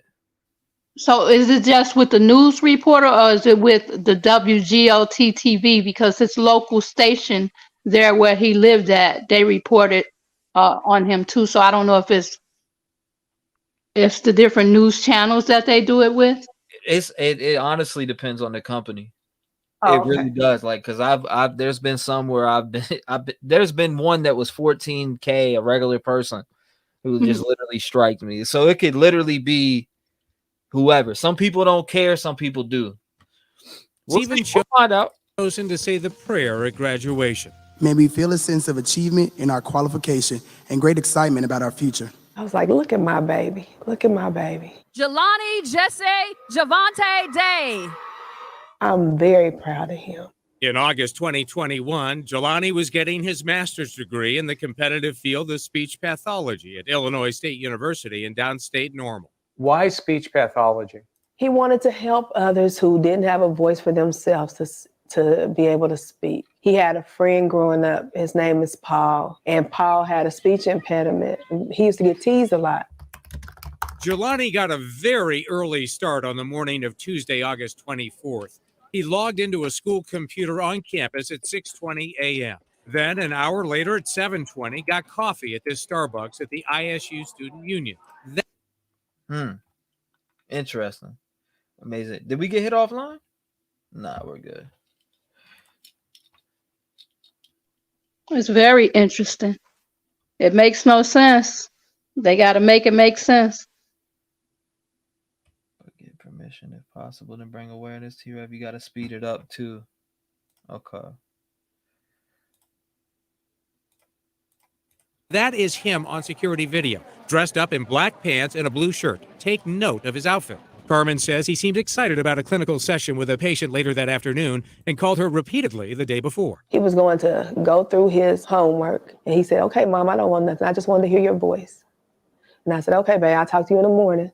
Jelani did not call his mom the next day. She assumed he was busy at school. In the week since then, Carmen has carefully watched the college security video from that morning. And I see him going in a building where he's approached by 2 people. It looks like he talks to them and they all go into the building. The building is Fairchild Hall, which houses the speech pathology and audiology department. Carmen says the tape shows him walking out a few minutes later. I see him sit down on a bench and I see him looking at his phone. Like he's reading a text or like he's looking at video or what? It was texting. Then Okay. I mean, either It's gonna piss you off. I was just like, I'm thinking in my head, like, did classmates, I because I just don't know that somebody wanted this man dead, whether they came across him in public and had a problem. They said, "Oh no, what, Jesse? What happened? We get knocked off? What?" You said, "Oh no," or maybe you're talking about the case. Hold up. But either way, like, it sounds like somebody, like, he was targeted in some manner. Yeah. You know what I'm saying? When you get into it and look at the forensics, they had 3 forensic people on a live chat, and the third look forensics person, I think that was the third look. And if you could hear what he said, you're going to be shaking your head like, what in the hell? I think it's definitely a targeted attack. I feel like, I don't know. Carmen says he walked back across campus and there's video of his car leaving. His mother says he must have driven to his apartment off campus. She later retraced his steps. When I went there, it was typical Jelani. He'd take his clothes off and leave them in the floor. About 2 hours later, around 9:12 a.m., Jelani was caught on camera again in different clothes, this time wearing shorts and a Jimi Hendrix t-shirt. He was walking into the Beyond Hello marijuana dispensary, 10 minutes from campus in Bloomington. His mother says he bought one joint and left. But Jelani did not go back to campus for his class at 1 o'clock that afternoon, and crucial time would pass before anyone realized something was wrong. 24 hours later, when he missed class for a second day, his professor was now concerned enough to alert the school for a wellness check. What happened to my brother? His brother DeAndre, a middle school teacher, was the first relative to get the news. Police came knocked. Hold up. So was he, when he went to this dispensary, were they able to obtain any footage that maybe somebody was in a vehicle with him or had went? No. They say they had 150 hours worth of footage, but who's seen it? Nobody's seen it. This is so sad. His organs are missing. As seen by a subscriber, those are the guys that like to get spanked. No fentanyl in that joint. Did they say his organs were missing? They say they were liquefied due to the fact that he was in water for so long and it was warm outside. They say they were liquefied. And marine life got his eyeballs and everything, but his jaws were sawed out to do a DNA. So his jaws were sawed out to do a DNA by the medical examiner. Coroner, yeah. Coroner. Okay. On my door saying, "We were looking for your brother." So I called my mom and my sister. "Have you heard from him?" They said no. Immediately, Carmen knew something was terribly wrong and says she tried to convince police to go all in, even though she says they told her adults missing a short time only trigger a full search if they're in danger of hurting themselves or others. Did you tell the police that he was in danger of hurting himself or others? I said, but at this point, I don't know. So I'm telling you, if that's what you need me to say to you, I will say anything. And he said, well, I'll get back with you. Police tell us under state law, all missing persons cases are taken seriously right away.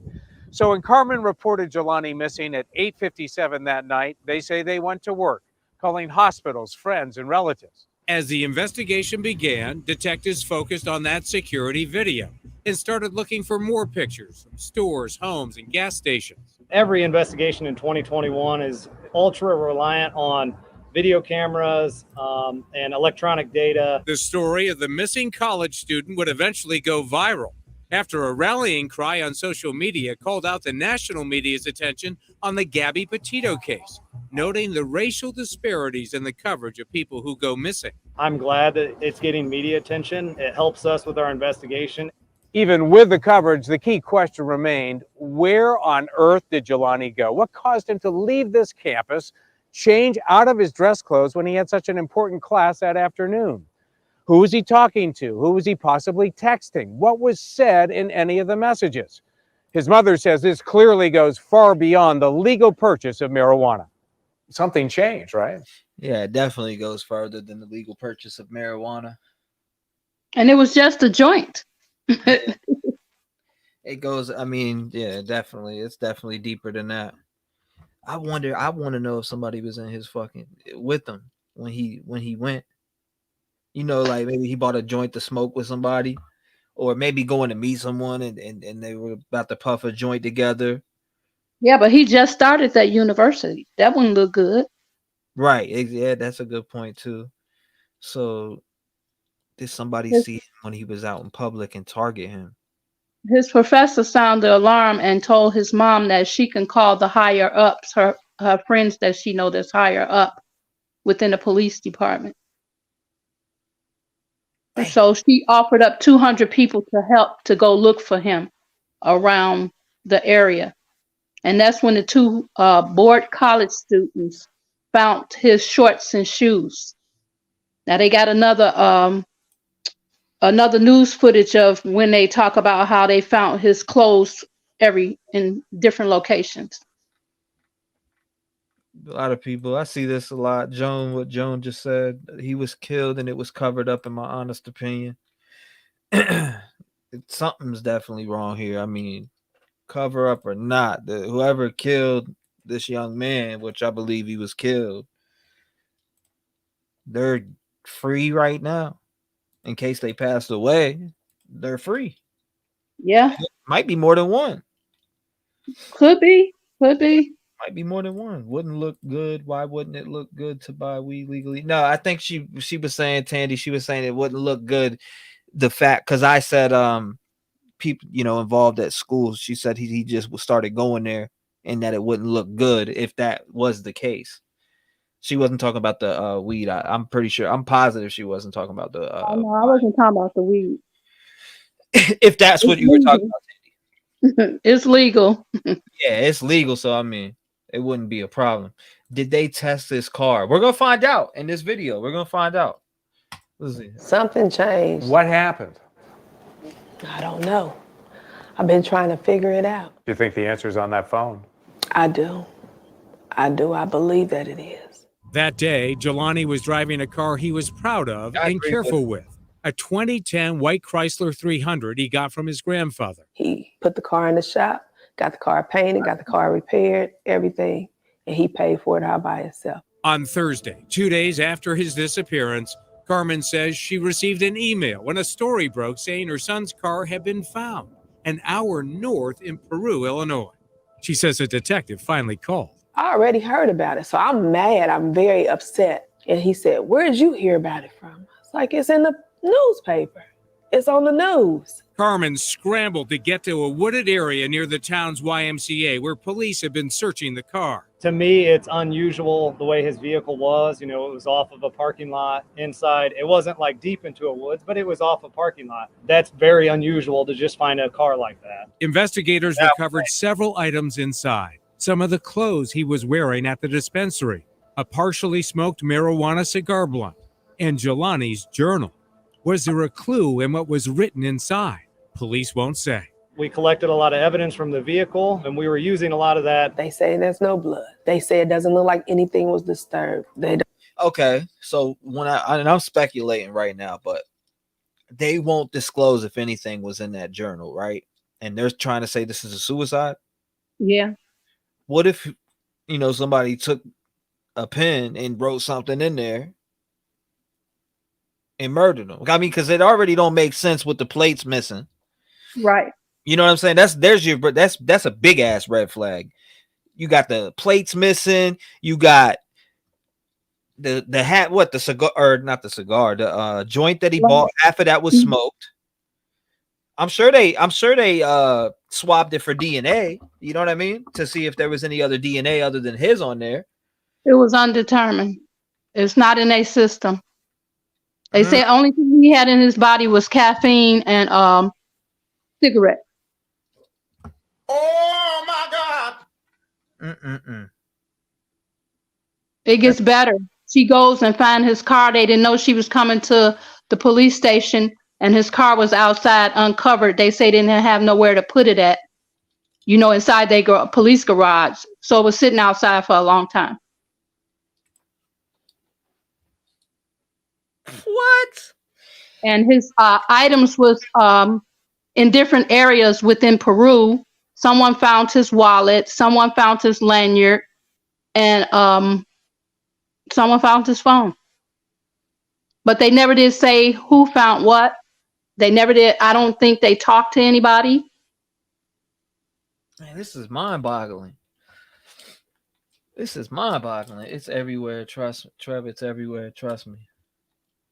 I love that car, and the mom is determined. Her voice says it all. She's definitely determined. Didn't you say when was the last time mom spoke out? Her last time speaking out was she went to the they had a meeting, a town hall meeting, and she spoke out just in 2023 and 2022, and they basically skirted over the stuff she was saying.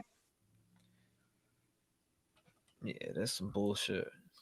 Police did a crappy job. I agree. So far, I mean, there's no answer, so they're definitely not doing. To just say suicide, yeah, that. Well, yeah, let's. I want to hear the rest of this. Undetermined. They claiming is suicide, but undetermined, because it was in different jurisdictions, where his body was found in one place and all his items was found in other places. That's crazy. Here's my thing: if it's ruled a suicide, then case closed, right? Why not show everything police had? Agreed. No THC found in his system. Nope. So nicotine was? Nicotine and coffee, caffeine. So you got nicotine, coffee. Who was the joint for? I have no idea. You know what I mean? There's my first thing. And then they don't disclose anything in that notebook. So who the fuck wrote in that notebook? If you can't disclose what's in that notebook, then that tells me there's something in that notebook. Well, right? they whoever had the phone, somehow they had to get it open in order to sell it, right? To the kiosk. 100%. Well, it was some finish listening to it, Juice. Oh yeah, no, this shit already got, this is like some, I don't know, this is actually crazy. This is about as crazy as Kylie Rodney and all a lot of different ones I done looked at. They didn't really even care. They treated her so poorly. And the way they talked to her, the coroner, was just disrespectful. Yeah, that shit's wow. Let's finish this up. See any signs of foul play. Does anything about this make sense? Absolutely not. Nothing makes sense to me. There's nothing about the car being in the wooded area, the city of Peru. I never even heard of the city of Peru until we found the car. Carmen says the car's license plate had been removed. What does that tell you? This is purposeful. And soon there was more. Police conducted an extensive search nearby with dogs, drones, and teams on foot. They found Jelani's wallet a quarter-mile from the car in a residential area. Any money in the wallet? There was no money in the wallet. Any of his credit cards or debit cards? Nope. And he had those things, right? Yes, he did. Did you check the debit card and the credit card? Was there any activity between the time he disappeared? No, I'm not seeing any activity. Nothing. Nothing. With no sign of life, the family was frightened and frustrated and tried to find Jelani on their own. I put out this post on Facebook and I asked anybody who could and will to meet me in Peru. How many people showed up? More people than I expected. Oh. They organized a search near the area where the car was found. Volunteers came from as far away as Chicago. Even professional tracking dogs arrived with a handler. They split us up into groups. There was a park across the street from this wooded area. And they found several things, clothes and a gun clip. Carmen called police to process the evidence. And he said to us, they collected that, what we found, but he doesn't think it had anything to do with Jelani. He thinks it was somebody, a homeless person. Then on Saturday, September 4th, a week and a half after Jelani's disappearance, a partially clad, badly decomposed body was found floating face down under a tree that had fallen into the Illinois River in Peru, 3 miles from the car. Carmen raced to the scene, but says police told her she should not view the body. Didn't even get to look at my baby. I didn't see him, and I wish I would have looked at him. I wish I would have. The body had a double knotted sweatshirt tied around the waist. Jelani's shorts and sneakers were on a riverbank and contained unidentified DNA, raising even more questions. Using dental records and the family's DNA, it would take an excruciating 19 days for authorities to finally make a positive ID of the body. It was Jelani. But the family was stunned by the official cause of death. It wasn't any type of wound or injury as they expected. The medical examiner said Jelani Day had drowned. I will never forget that day. To hear my dad cry like that and to hear my mother in so much pain was horrific. It was really devastating. And to get that explanation that he drowned was a slap in the face. It was an insult to us. But the coroner also wrote drowning is considered a diagnosis of exclusion when a body's found in water with no other obvious injury. Did he know how to swim? Absolutely. He swam in high school. I seen that question being asked in chat. Did he know how to swim? Yeah, his mom said he was an avid swimmer. Yeah, that's what I'm saying. I seen that in there, and I didn't answer it for the simple fact that I probably thought they were going to answer that in this interview, which they did. So they covered that. So we know he could swim. Yeah, no doubt. You got a half smoked joint. He didn't have THC in his system. He had coffee and nicotine. His plates were taken off the back or off his car in general. There was a notebook in there. They won't disclose the information. You got this iPhone that was brought to a kiosk. Somebody had to get that in there, had to be able to get in there and put it in the kiosk. Right. So you got that. This is red flag city. Someone in the chat asked if I was kin to his mom. No, I'm not, but I did go to his foundation celebration that he had when he first died. It was a young man named Stay Dangerous, and a lot of people was doing lives on Jelani Day. So that's how I know so much about it. I live in Illinois in the suburbs. Okay. But no, I'm not related. It's just, when you hear things like that and the mom trying to get justice and nobody is coming forward and the police is just being hush mouth. Yeah, there's something wrong. They need a fucking foot on their neck still. They definitely need a foot on their neck. Well, they're not. They just basically, if you hear the way they had talked to her in that meeting, that town hall meeting, it was just unheard of. This mom lost her son and she want answers. And the way they spoke to her and the way they ignored her and the chief of police of that task force, they all need to be fired. Allegedly need to be fired.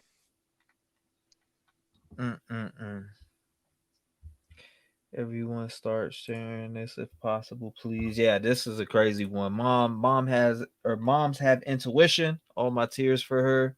Thank you, Arlene. I appreciate that. I'm speculating a hate crime. Says protected. I see that. I'm speculating a hate crime. What date was this? It happened September 2021. No, August he went missing and the 24th. Right? Huh? He was found in September of 2021, but he was missing August. Yep. Okay, so all right, so the date that he went missing was in August at some point, and they found him in September 2021. So you figure it's been 2 years. You know what I mean? Yeah. So we're 2 years into it. She has zero answers and more questions. Yeah. If you look at the Zoom meeting, what they had with the coroner, I think it was the last coroner, and what he said was, you won't even believe what he said. And when you hear it, you just gonna be disturbed. So they say it on this video?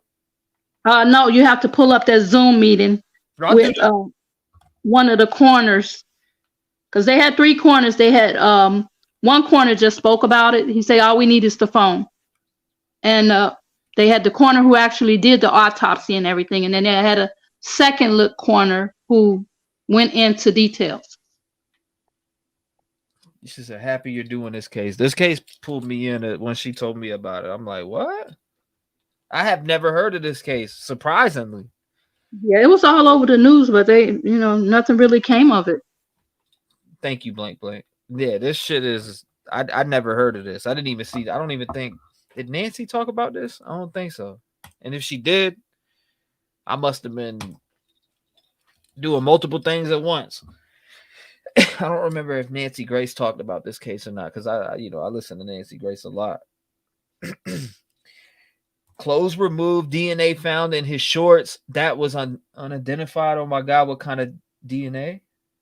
What kind of DNA was it? They didn't state.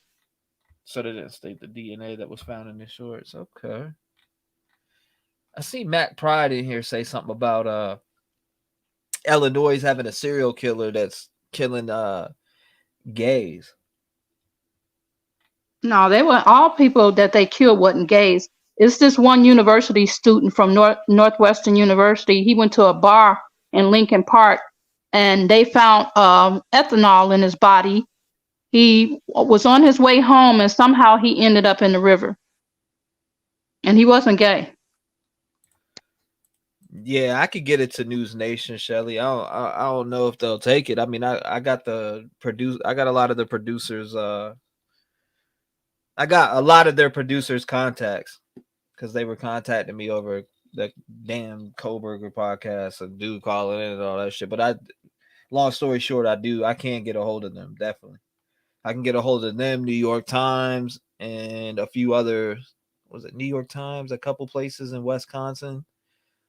A couple like local news stations and states reached out to me, so I definitely have those contacts from Twitter and phone numbers in my phone.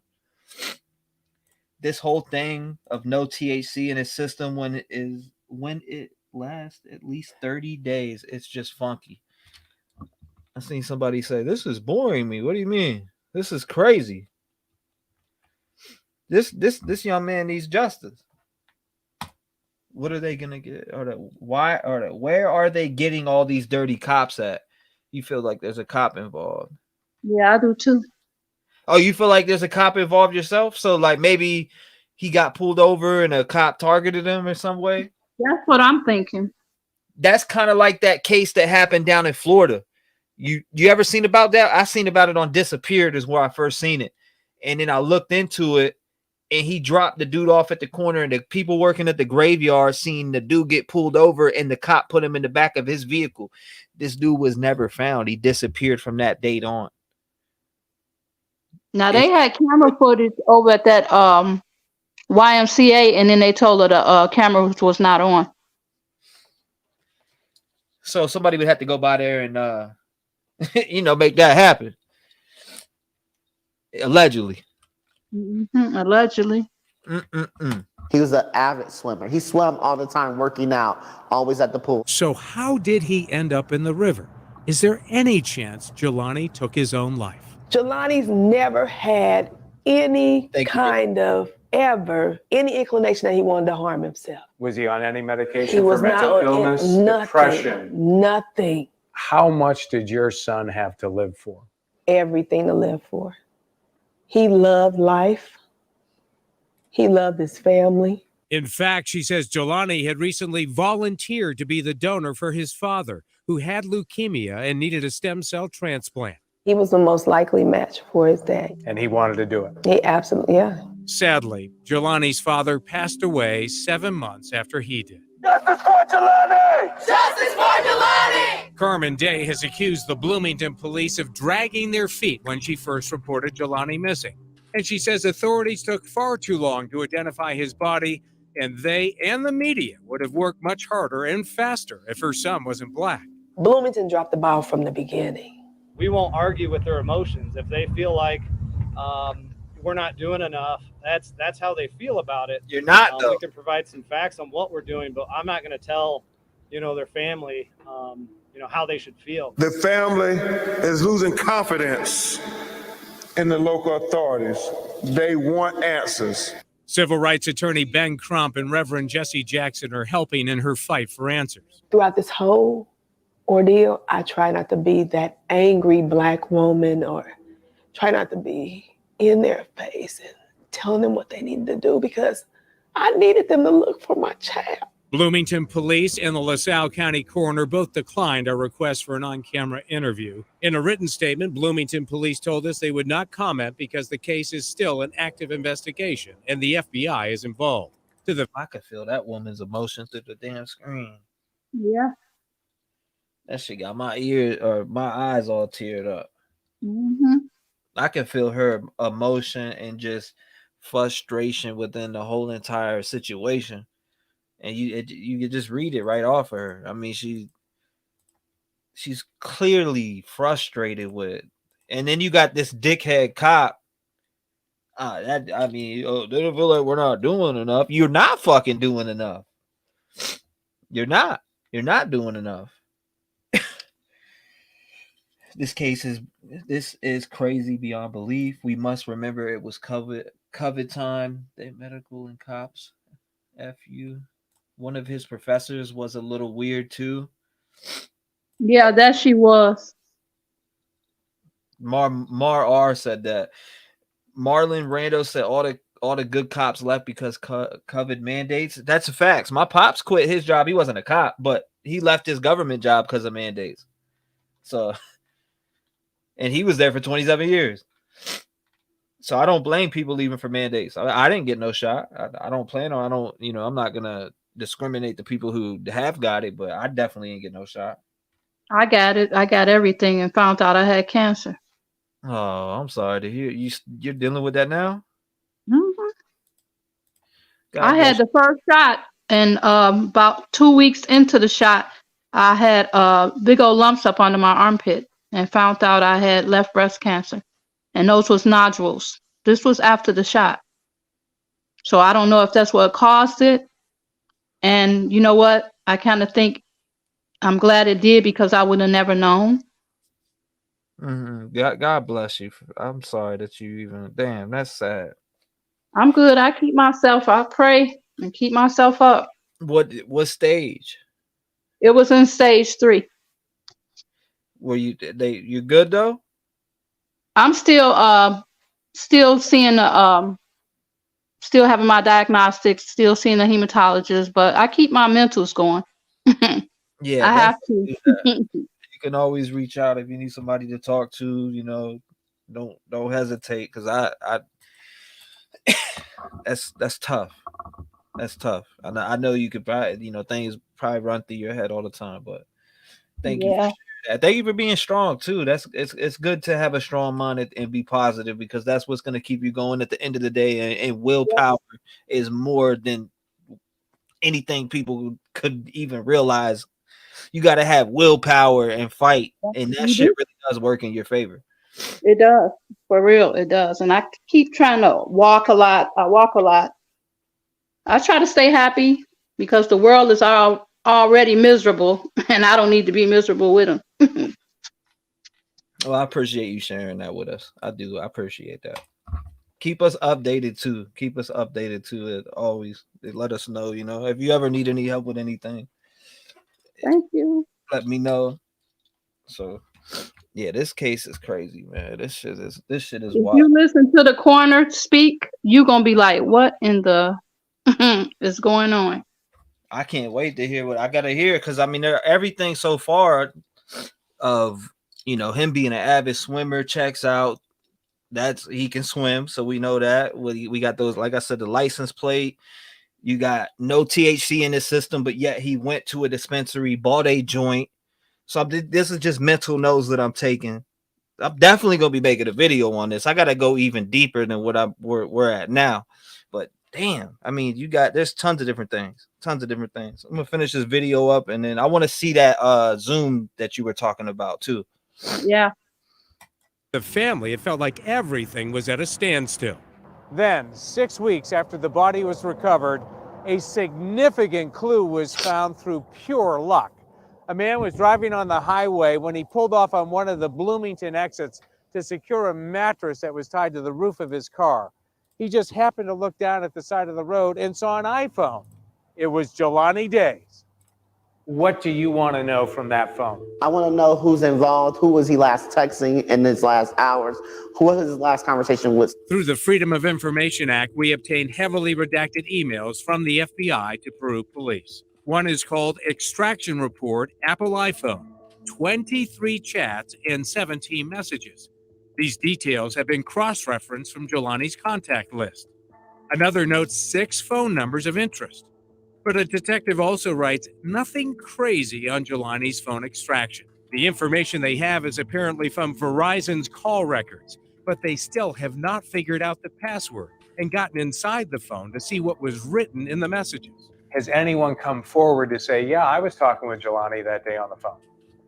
Nobody came forward. It's people that I found out that he went to go see that day at the medical facility on campus. They didn't even come forward and say, yeah, I remember talking to him that day.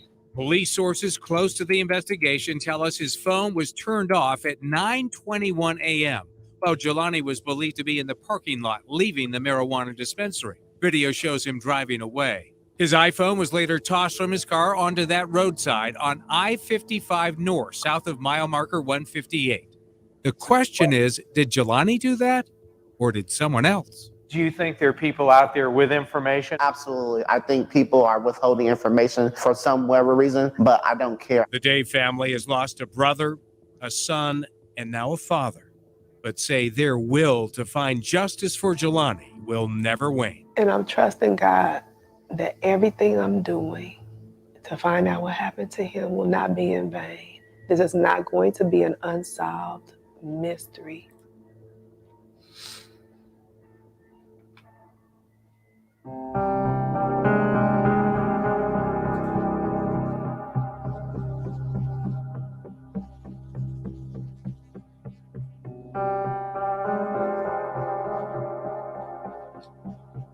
Make sure you guys look at the Jelani Day was last seen.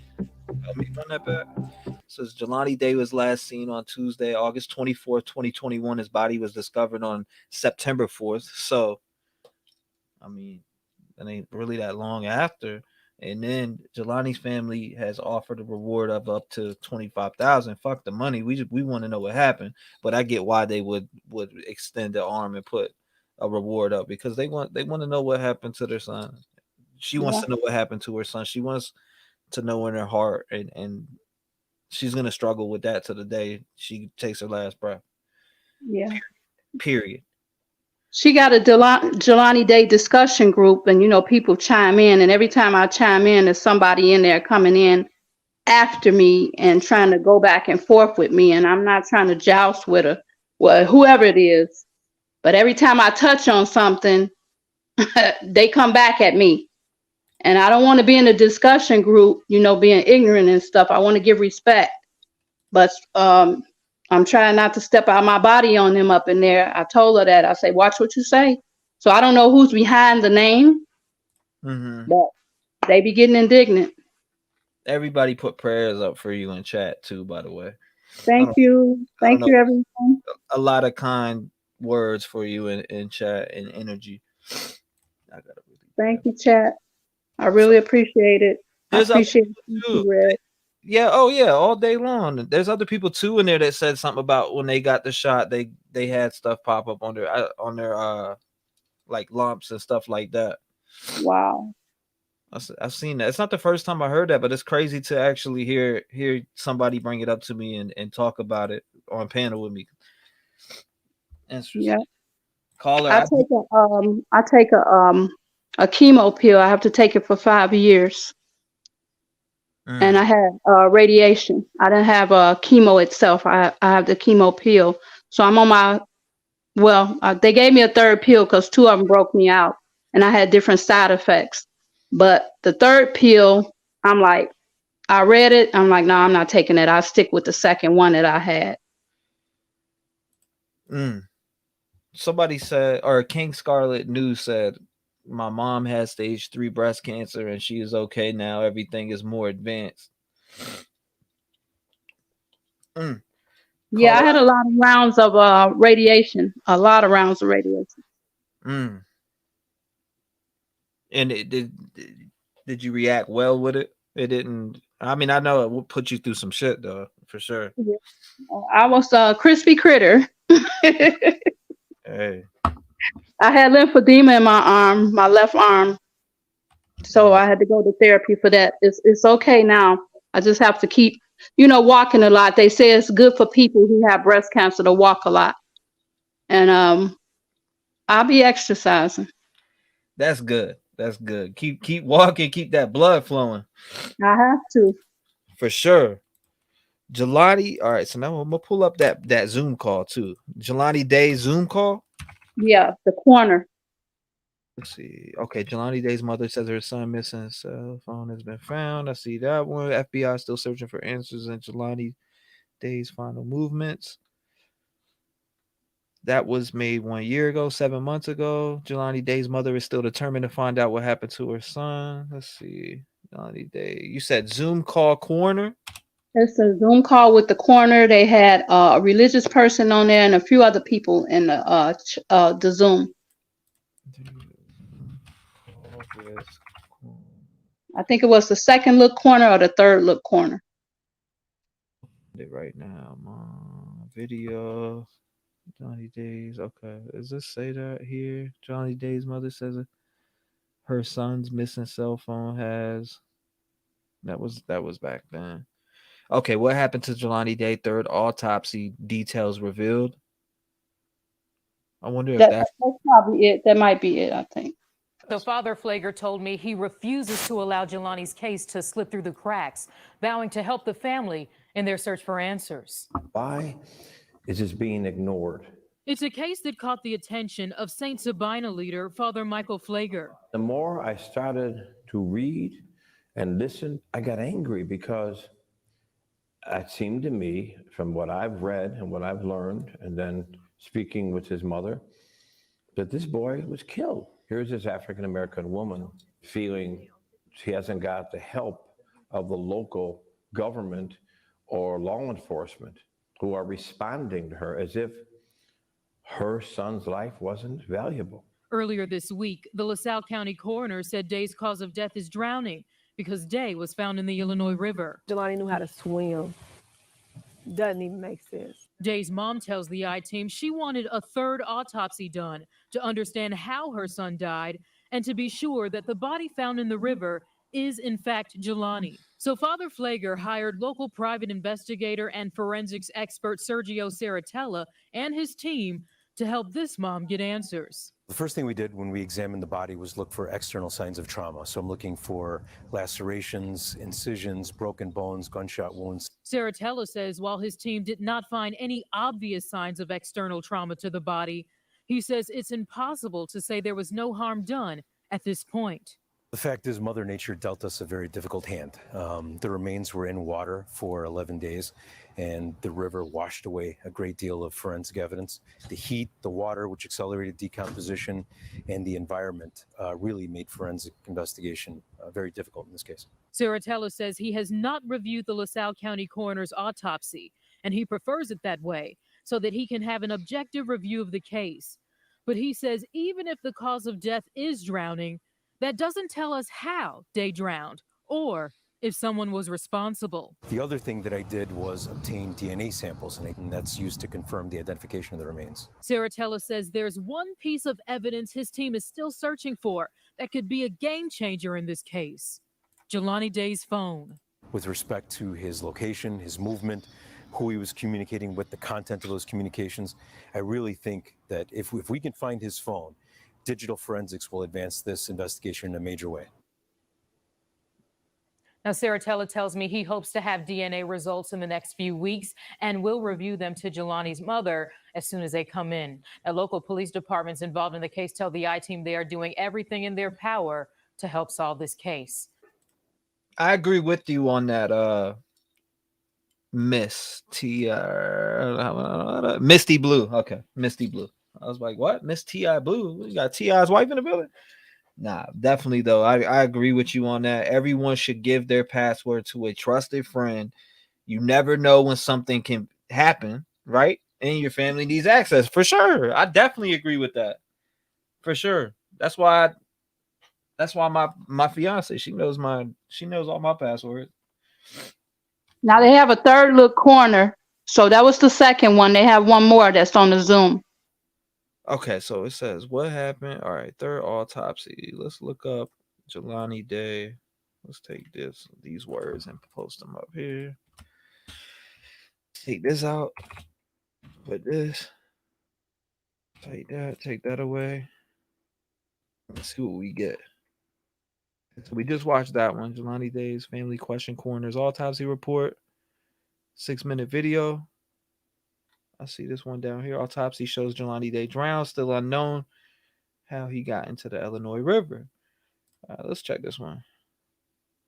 Hundreds of Illinois State University students marched in unity with Jelani Day's family and civil rights leader Reverend Jesse Jackson to demand further investigation into the cause of Day's death. The Illinois State University graduate student was last seen on campus in late August.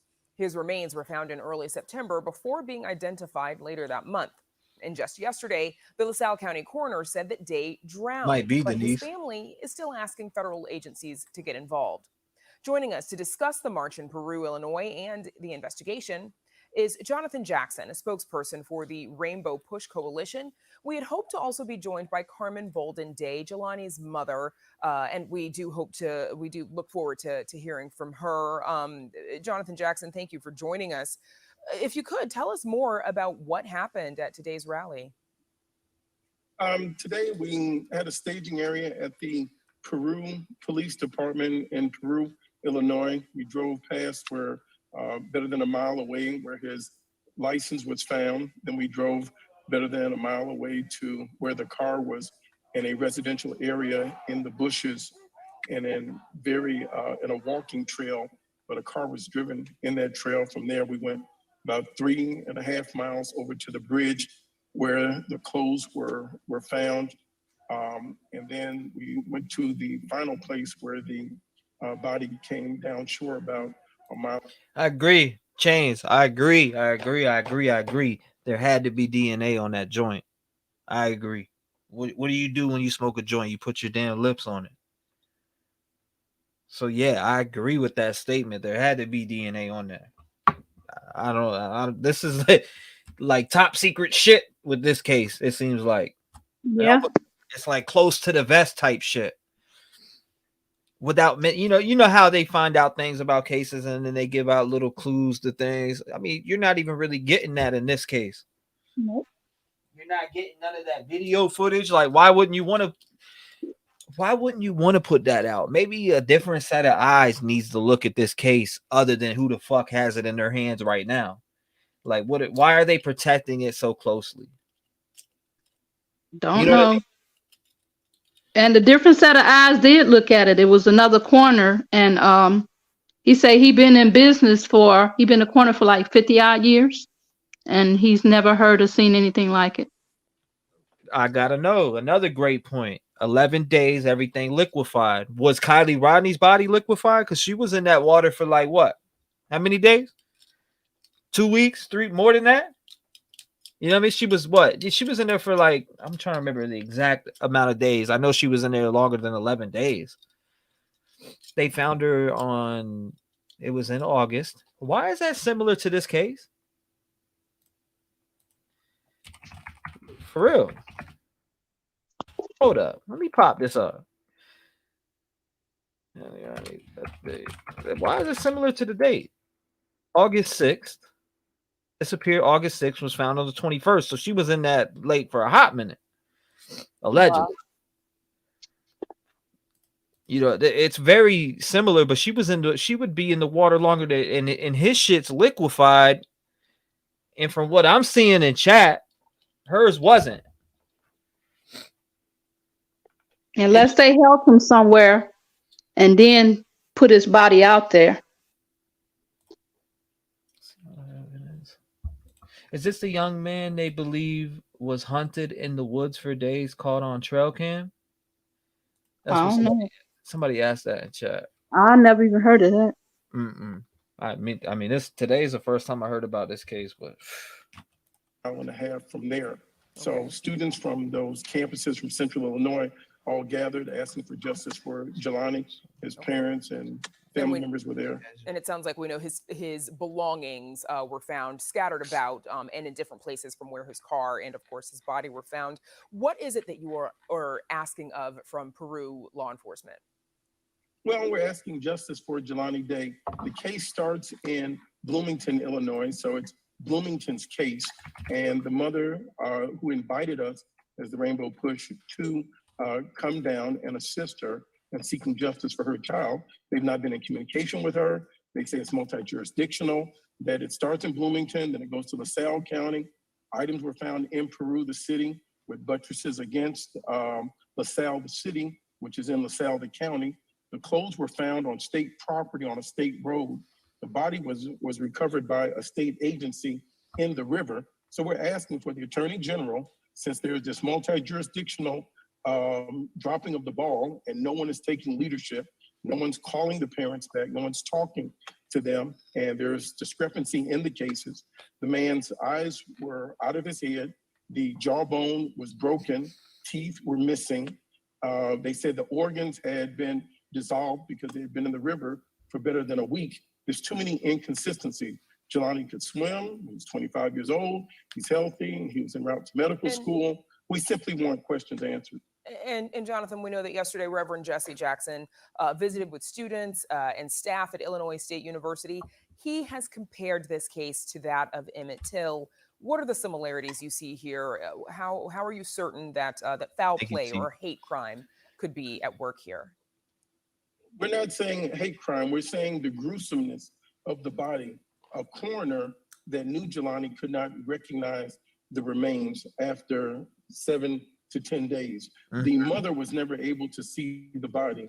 We've been told there have been 3 autopsies that have all major discrepancy. The mothers had to pay for 2 autopsies, 2 private autopsies. What the coroner did for LaSalle County that issued the report yesterday was very disingenuous and very insulting.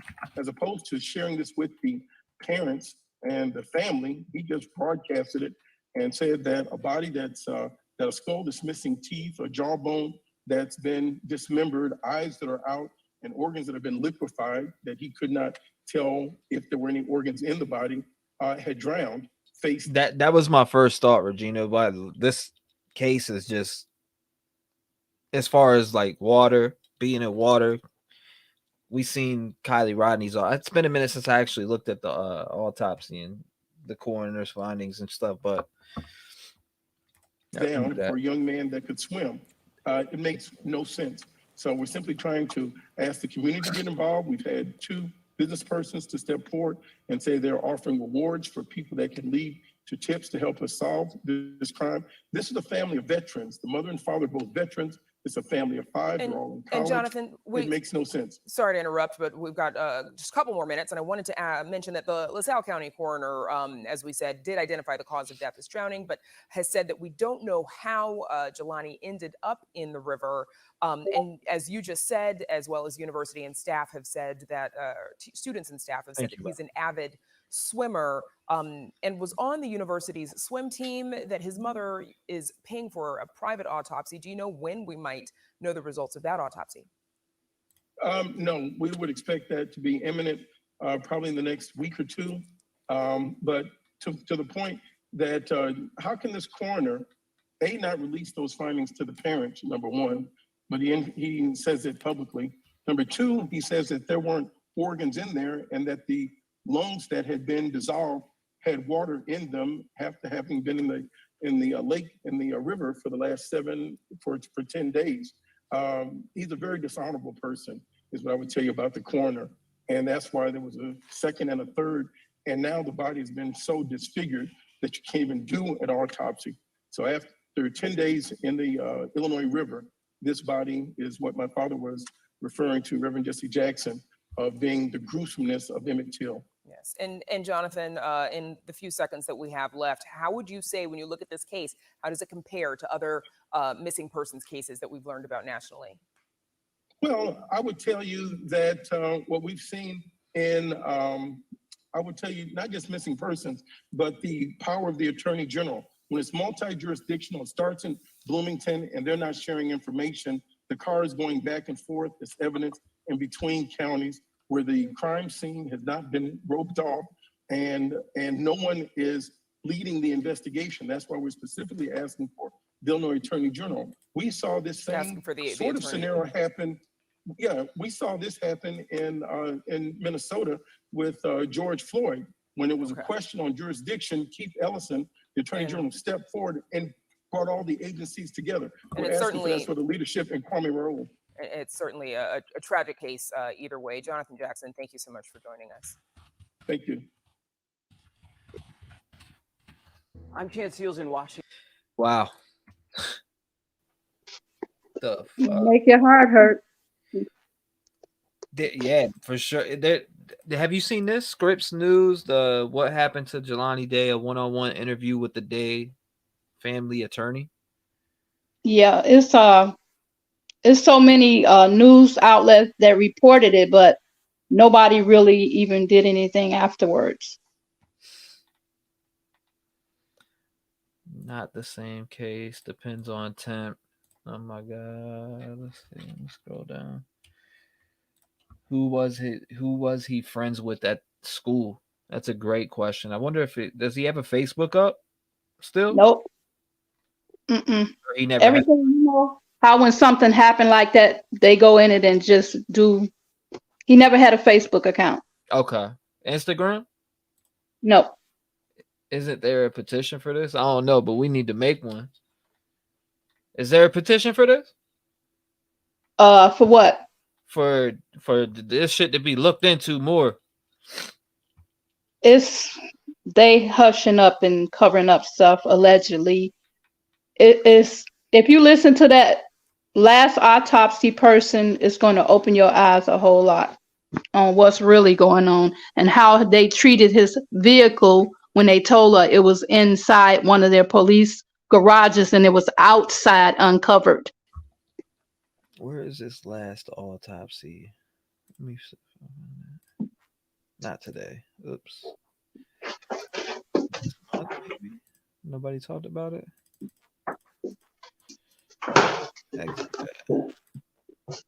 Let's see. Horrifying details revealed about that. Nah, it's showing me other shit. So it would be the third autopsy, right? Yeah. Third autopsy details. Why does it show this one? It says third autopsy details. Okay, we watched that video earlier. Autopsy shows Jelani Day drowned, still unknown how he got into the river. What happened to Jelani Day 1 year later? This week, we mark a somber Central Illinois anniversary, the disappearance of Illinois State University graduate student Jelani Day. He was reported missing in Bloomington and later found dead a month later in LaSalle County. So what happened to Jelani Day? WMBD's Austin Schick now with a closer look at where the investigation into his death stands today and how Jelani's death has led to changes in Illinois law.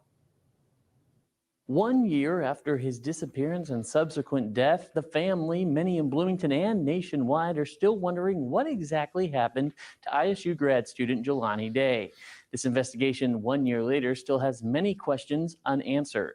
Research shows that unfortunately, African Americans who are victims of crime, those crimes often go unaddressed and unsolved. This young man is gone. All of that potential, all of that life that he had. The 25-year-old Day was studying to be a doctor and working towards a master's degree at Illinois State University and was last seen alive entering the Beyond Hello cannabis dispensary in Bloomington August 24th. 1 day later, Jelani was reported missing. And after connecting the dots, police recovered Day's vehicle in LaSalle County. And on September 4th, authorities found a body in the Illinois River. But it took nearly 3 more weeks to identify just who it was. Jelani Day. We think it's a long time coming for you to have a body and can't make a determination. Then you need to move it on. It shouldn't be 20 days later that now you identify. Lawmakers in Springfield were listening. This spring, lawmakers passed and Governor Pritzker signed the Jelani Day bill. This is a very tragic situation, and I think the legislature tried to respond to just the needs of the family. The Jelani Day bill, co-sponsored by State Senator Dave Kaler, requires county coroners to turn over an unidentified body to the FBI if it's been over 72 hours. I think the FBI has certainly vast resources and a database that can help, whether it's DNA, whether it's fingerprinting, whatever it might be. In October, LaSalle County's coroner ruled Day's cause of death as drowning, but even now, not everybody is convinced. I think that some men followed him, and somebody knows something we don't know. And the police met, they had dead tracks that let them off the hook. Jelani Day's story capturing the attention of a civil rights icon, Rainbow Push Coalition founder, Reverend Jesse Jackson. Jackson's group holding marches for justice in Peru and Bloomington Normal last year. Justice for Jelani! Justice for Jelani! He went to where they found his clothes, his body was a mile and a half up the river. It was awful. And then they defaced him. It was like a real Emmett Till type situation. But the mystery that lingers, how did he get to LaSalle County in the first place? One of the few clues, his cell phone, found off I-55 near Bloomington. If you know something, you must be courageous enough to say something and to do something, because Mr. Jelani Day's life was certainly worth it.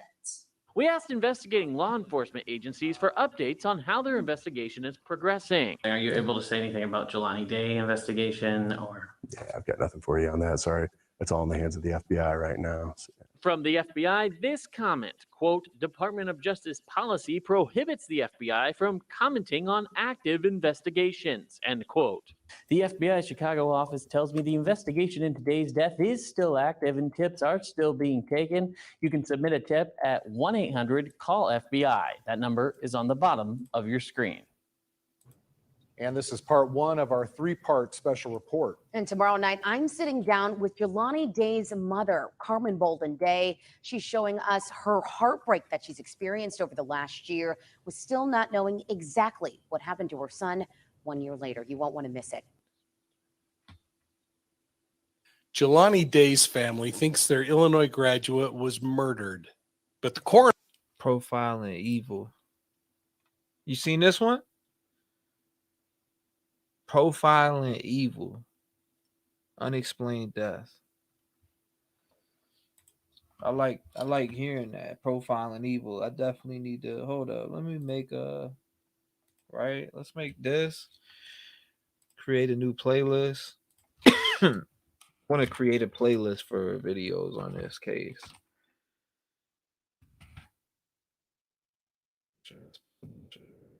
Spell his name wrong.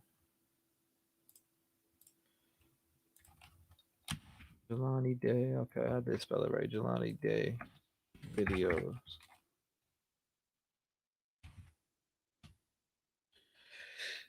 Create.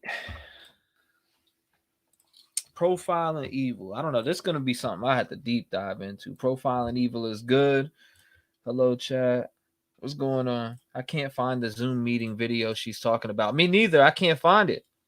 Gina, they can liquefy. It's the microorganisms, bacteria do the liquefying, and the warmer the water is, the more active, plentiful they are, the faster they are. Break down things.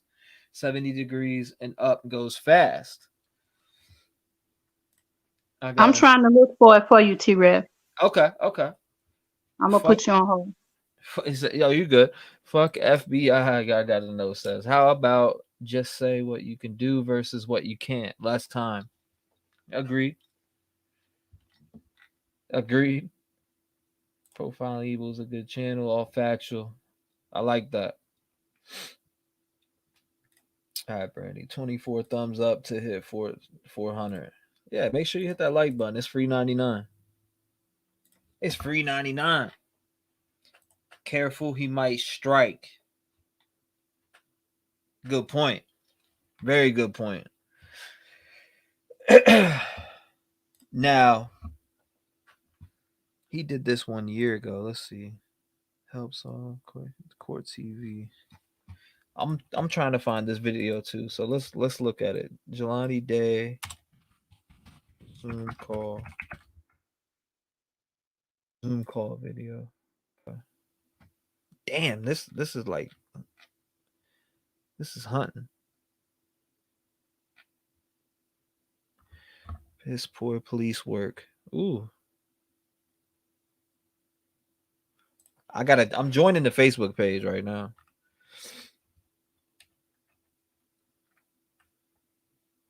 I'm joining this right now. Where we at? It's not showing. Okay, it is. It does have it in there. I see the update. This is mine. Hello, and welcome to another Mayday Mayhem. I am your host, Mayday Mayhem. Y'all have to excuse me for the past few days. I have had an enormous migraine for at least the past 3 days, and I am just coming down off the migraine. Anyone who knows about migraines know that when they hit you, whoa, Nelly, do they hit you? And this migraine, it hit me so hard that I had to go see my doctor for him. So I am much, much better, to say the least. So since I'm better, it's time to get it cracking. And right now, hold up. I think I'm on the wrong thing. Let me see. Because it might be on the page, right? Jelani Day. Let's look for groups. I clicked on it, but it didn't bring me to no group. Jelani Day, suicide or murder. Oops.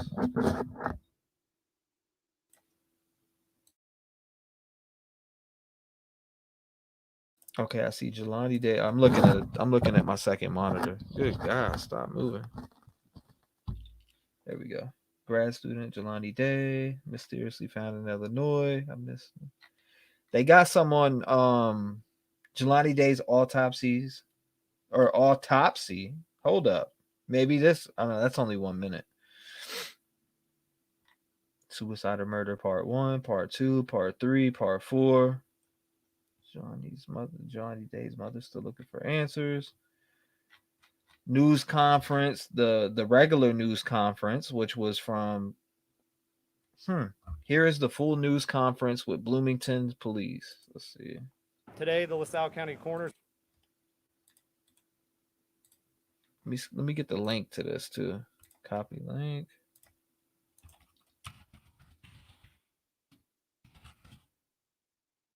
I have to download this video because I'm definitely gonna make a little side documentary on this because this is crazy. We definitely need to be talking about this one. This one is wild. All right, there's the original. Why didn't it download the regular video though? Download in normal quality. Okay, it's not finished. Pause. 15 seconds left. We got it. Peru, Illinois.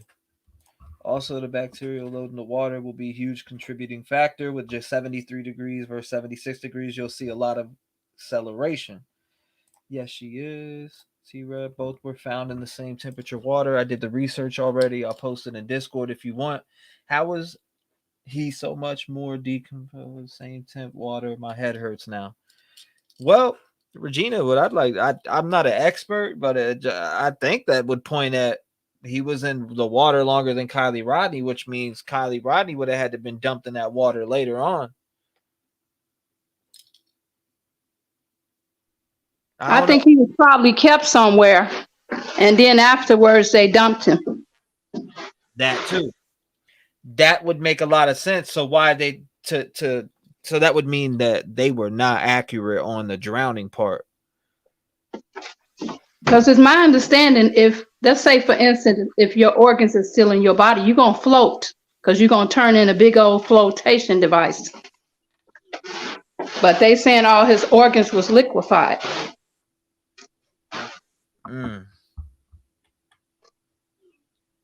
This shit's wild. I got a whole list of pictures and stuff in I was trying to look for it in my phone. It's so much that I got on him. It's just unreal. I'm gonna get close to finding it on Facebook before I do on YouTube. the autopsy because I'm seeing a lot of stuff. I just downloaded the first news conference. I got the whole first news conference. I see Jelani Day's mom says her son did not drown. He ended up in that river against his will. He was drowned against his will. So, okay, that's a 5-minute. Find Jelani Day. Jelani's mom speaks out. What really happened to expiring Dr. Jelani Day? His mother speaks out. That's only a 39-second clip. Where is... She had 2 meetings with the town hall meeting, and the way they treated her was just unreal. They just like overlooked anything that she was talking about. And they was talking about business as usual, who was complaining and this, that, and the third within the city and what they're going to be doing for the city infrastructure, and just skirted over anything that she said. Yeah, I'm looking at these videos on Facebook right now. There's tons of them. Jelani Day. Let me type in Zoom call. Let's see if anything pops up. Somebody had to put this video up. We raise Zoom call. See nothing. All right, Peru police release surveillance video of a man they called interest. Let me see. I just want to see this proof. This is his house? Nope. Nope. This dude just wandered up on somebody's porch. He's supposed to be selling something. Did they find out who he was? They claim they did, but they didn't really speak much on it. And the man who called in say he thought it looked like the young man that they were looking for, but this guy has no resemblance to him whatsoever. Let's see, Krista. I see some of these comments. His body movements make him look suspicious.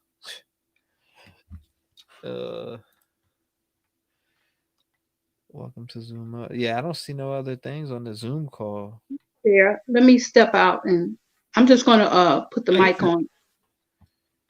Excuse me. Be right back. 8:58. Cover up. That's wild. There's really no trace of this shit.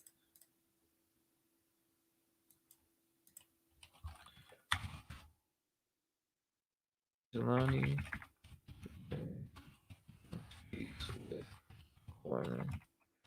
I'm trying this search. Let's see if this one pops up anything interesting at all. Okay, maybe this. I don't know. That's only 17 seconds though.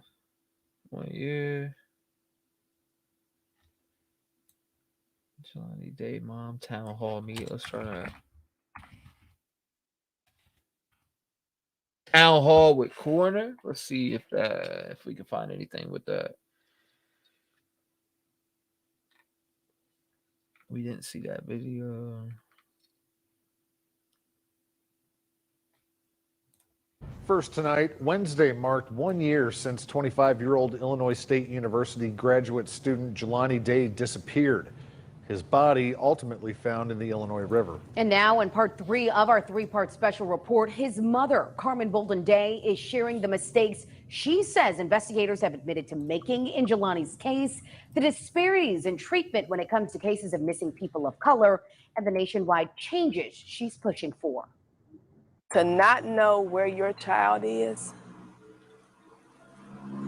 a pain that I can't even describe for you. Carmen Bolden Day wrestles with the reality that she will never see her 25-year-old son, Jelani Day, ever again after he disappeared last August and was mysteriously found dead in the Illinois River. Nobody can convince me Jelani did this to himself. Another level of pain hits as 1 year later, Carmen is no closer to finding out what happened to the Illinois State University graduate student. It's the same set of eyes doing the same set of things, so I'm going to get the same results. She blames investigators, saying they've overlooked critical surveillance footage that she found, delayed following up on leads, and didn't dedicate enough manpower for her son's investigation. A whole month done passed, They didn't conduct a search party. Every search party that happened, I did that when they found the car, and we stood in that parking lot that night or that early morning. And I asked them, well, what are we gonna do next? Are we gonna look in the water? Where are we gonna go? And Detective Paul Jones from Bloomington told me, Carmen, we don't believe that Jelani's in Peru. But that is exactly where Jelani's body was ultimately found. He works for the Attorney General's office. And he said to me, Carmen, we've made mistakes. The police agency made mistakes. What can we tell you besides that we're sorry that we made mistakes? The LaSalle County Sheriff's Office, Peru Police Department, LaSalle Police Department, Bloomington Police Department, Illinois State Police, LaSalle County Coroner's Office, the FBI, and Illinois Attorney General's Office have all had a hand in Jelani Day's investigation as part of the Jelani Day Task Force. They volunteered to do this work, to protect and serve. They did me a disservice. They didn't serve me. They didn't serve my family. And now all you want to do is tell me that you made a mistake? Found it. What thing? Found it. Found it. Let's go. Oh yeah. We on here, baby. Just takes a little bit of time. Thank you. Thank you. Live in 5. Found it. I was digging it. Hello, everyone. We want to welcome you all here tonight. We thank you for being present with us tonight at this town hall update for Justice for Jelani Day. We know there's a lot going on in the world right now.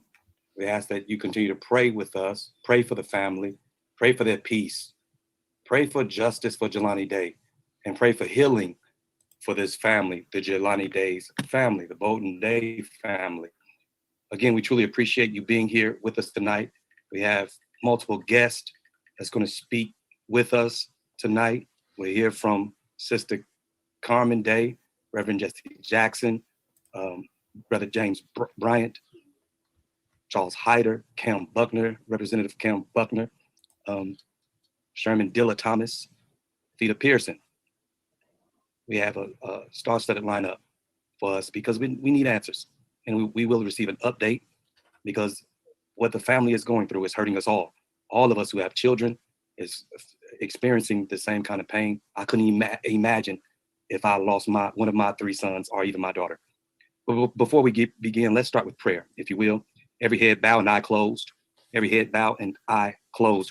Holy Heavenly Father, author of and giver of peace, in whose image and likeness each of us has been created with a human dignity worthy of respect and life on earth and destined for eternal glory. God, there is a cry that rises from every corner of this fragile earth, from our human family torn by violent conflict. Give us your peace in our time, oh God.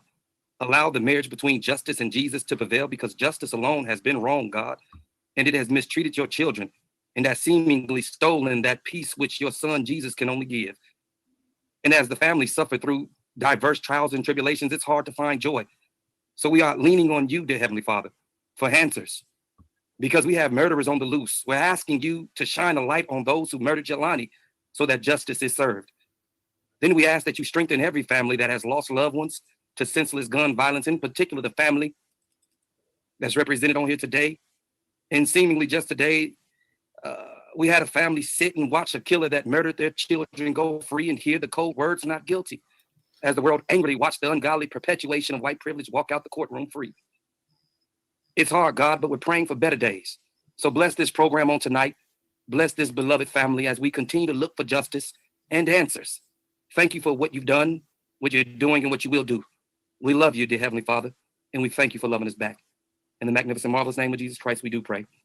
Amen. At this time and hour, we will hear from our bold state representative, Cam Buckner. How are you, sir? Thank you, Reverend Carson. Well, are you? Can you see me? Yes, sir. Okay.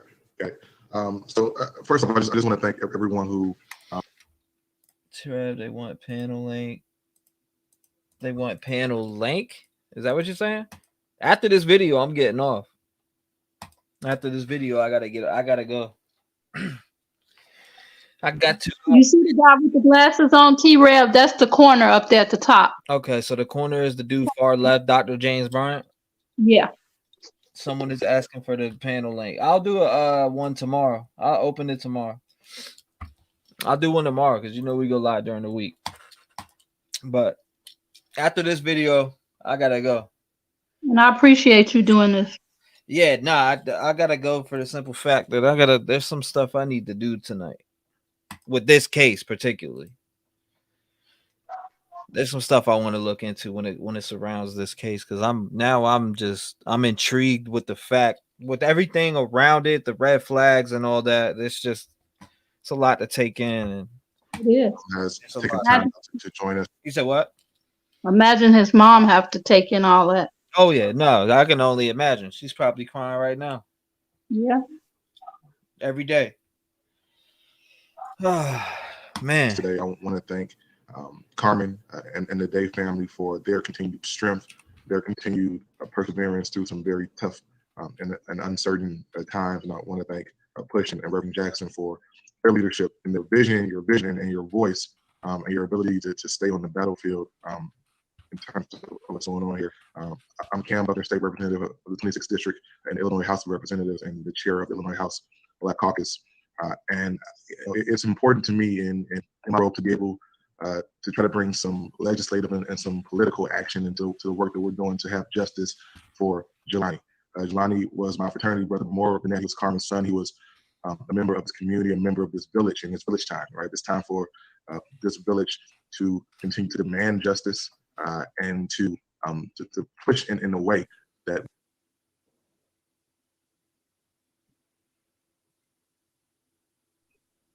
there may have been internet issues because we lost him, so you may want to continue and come back. All right, we seemingly lost Representative Cam Buckner. At this time, we'll hear from our sister, Theta Person. She's the founder of Looking for an Angel Incorporated out of Missouri. Theta Person, how are you? I'm great. I'm grateful to be on this platform. First, I just want the family to know that I'm keeping you in my prayers. And I encourage you to be encouraged. Me having a child that's missing, I understand just the plight that you're going through and the fights. And like today, there's 1,244 people missing from the state of Missouri. A lot of people don't know that information. And actually, your state does not have a database like Missouri has. And so that's one of the things that we need to work on for Illinois and any other state that doesn't have a missing person database. But I serve a lot of families who have missing loved ones. Unfortunately, sometimes the law enforcement doesn't even allow people to make a missing person report. So we need to deal with the biases in the police department. There's so many things that we need to deal with. We need other state representatives to come aboard. It's great that you all had Cam Buckner, Representative Cam Buckner on here speaking up. My husband is a state. To be honest with you, fuck it. I ain't worried about it. Let's see. What is this channel? 12K. They shouldn't hit me with a strike. You got to think about it. This is a case where they want outreach. They strike other channels. Other channels ain't going to be able to put the story out there. So I would think that anybody that made a video on this case, including when I put a video out that I'm going to create, because I'm about to deep dive the hell out this shit tonight. Now, what do you know where it gets steamy at in this? On the top? the corner at the top. Now, when does he talk? Because I want to hear from this coward. Can you just click on him? Let me see, because it's an hour. This is like 2 hours, damn near. So you got to pass through the other people to click onto him. Let me see where I can get to his ass, because I see this is a video on YouTube too. Let me see. I see his mom talking, which I gotta study this whole video, but I want to hear what this coroner's got to say. Somebody need to say something. Jelani did not kill himself. Jelani did not do this to himself. And so we're gonna put together. We could edit just her comments and send it to everybody that's on the call, so that they can post it, share it in their various. That's not the coroner, is it? Hell, that's Jackson. I need to find where coroner talks. Okay, There we here, go. here he is. Let's hear what the coroner is talking Yeah. about. Here we Yeah, go. right? Can you hear me Okay, now? there you go. I Here we don't go. understand the Zoom stuff. What's up? Anyway, I was asked to do a second look autopsy. Second look autopsies are at disadvantage because I'm depending on the previous person to put everything in order for me. So for example, if they retain some organs, like they may retain the brain for special studies, then the first examiner sees it, but I don't see it. So that's what happened. There was part of the problem in this case was there were things missing, and I don't know why they were missing. So that was one of the things. And then there was destruction of the body. I could not identify the person. I mean, you're telling me it's your son, but I couldn't confirm that. There was a name tag on the body bag, but there were no name tags on him. He didn't have a toe tag, for example, and he was not recognizable. And I couldn't tell how old the person was. And there's just things. It was not a good exam. It was a second look autopsy of the worst kind. So you can determine who the body was. Yeah, I have questions about even who he is. I couldn't tell what race he is. I just knew that he had a man's name. His eyeballs were missing from their sockets, and it looked like destructive testing was done. There was his jaw was sawed, and some teeth were missing, and I suspect that those were samples that were taken to help identify him or determine what was wrong with him. But I didn't do it, so I don't know. But you have never seen this kind of body before. I'm 50 years doing this kind of work. I started in 1971, and that was the first body I ever had when I was in medical school. And I've never seen one this bad. Basically destroyed. My God. I've handled air crashes. I've handled terrible truck drivers running over people, and this is the worst I've ever seen. And I'm sure it's post-mortem, not done to him while he was alive. So what does that suggest to you when you see a body like this? Okay, some of it could be decomposition. Can you hear me? Yes. Oh, okay. Something's popping up on my screen here. Where do these pictures come from? Not sure. I didn't do that. It's all right. Continue. Oh, okay. Let's see, where was I? Okay. There was destructive. Some of it's destructive testing, and they may have been taking samples for whatever testing they wanted for genetics or whatever to help identify them.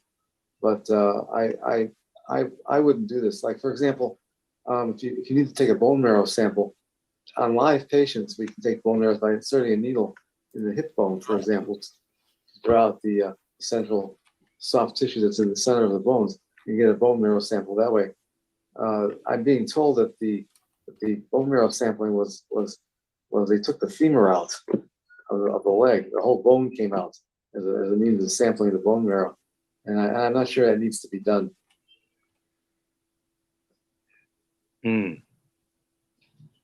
Wow. Sister Day, I'm so sorry that we had to relive that and bring that up. That's tough. My God. At this juncture, go ahead, sir. I could not determine the cause of death. And I'm not sure that he was identified properly. It really was him that I examined.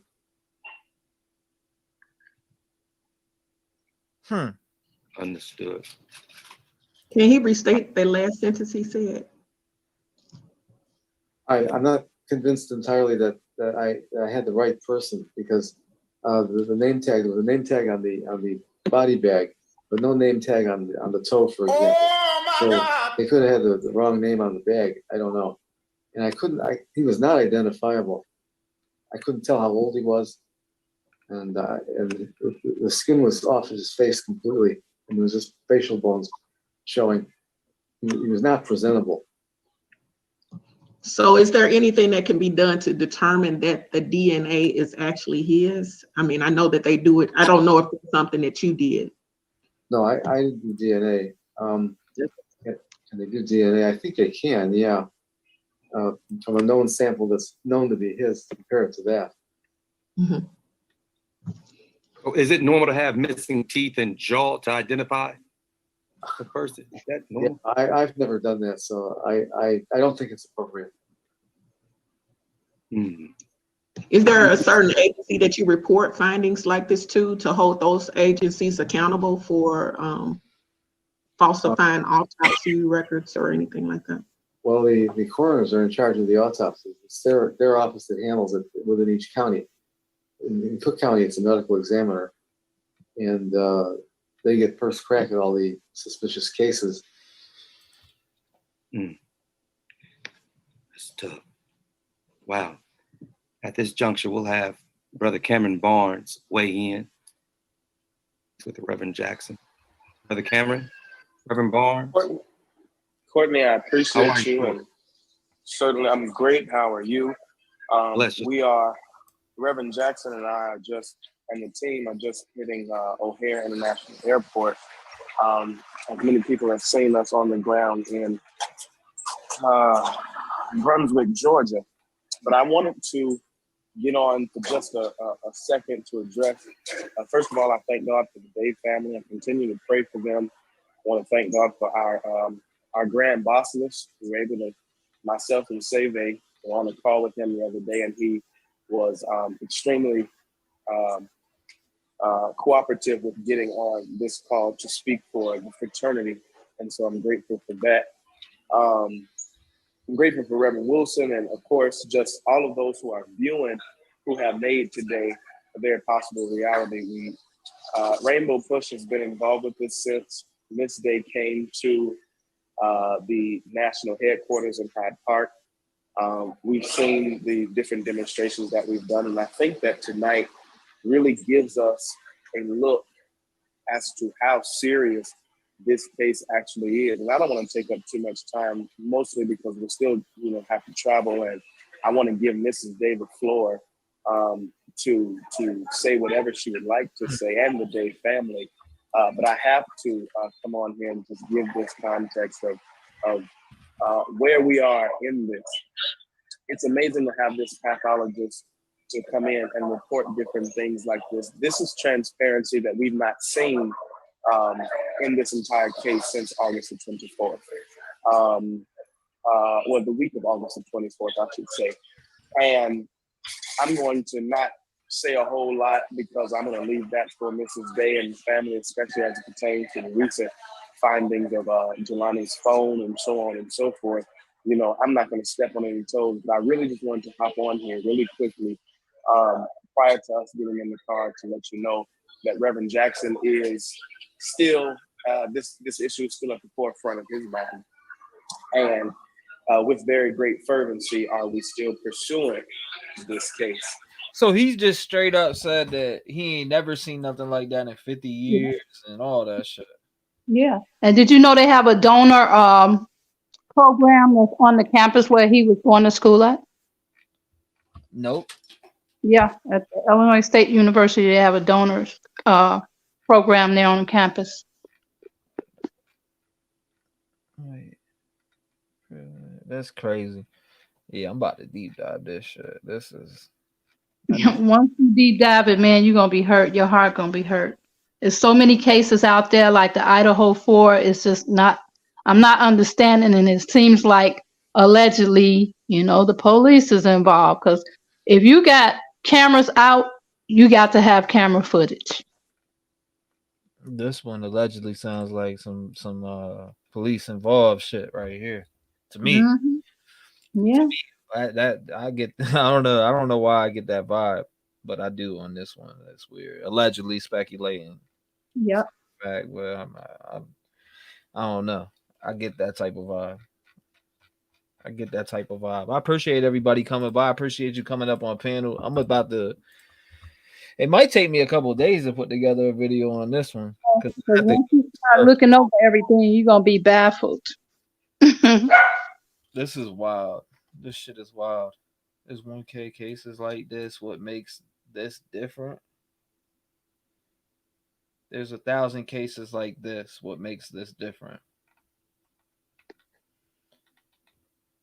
And the manner in which it was handled, a lot of cases are different. There's different circumstances behind it. Every case. And then it just go on deaf ears. Nobody wants to do anything. That deleted comment by Rich Buddy was awful. What did he say?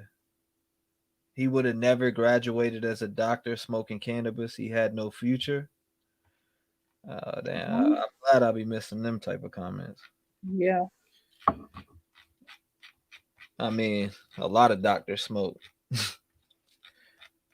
There's doctors that smoke. No, that's the problem. It's legal, and it's not that much of whatever is in the cannabis that they selling to you. Mm-hmm.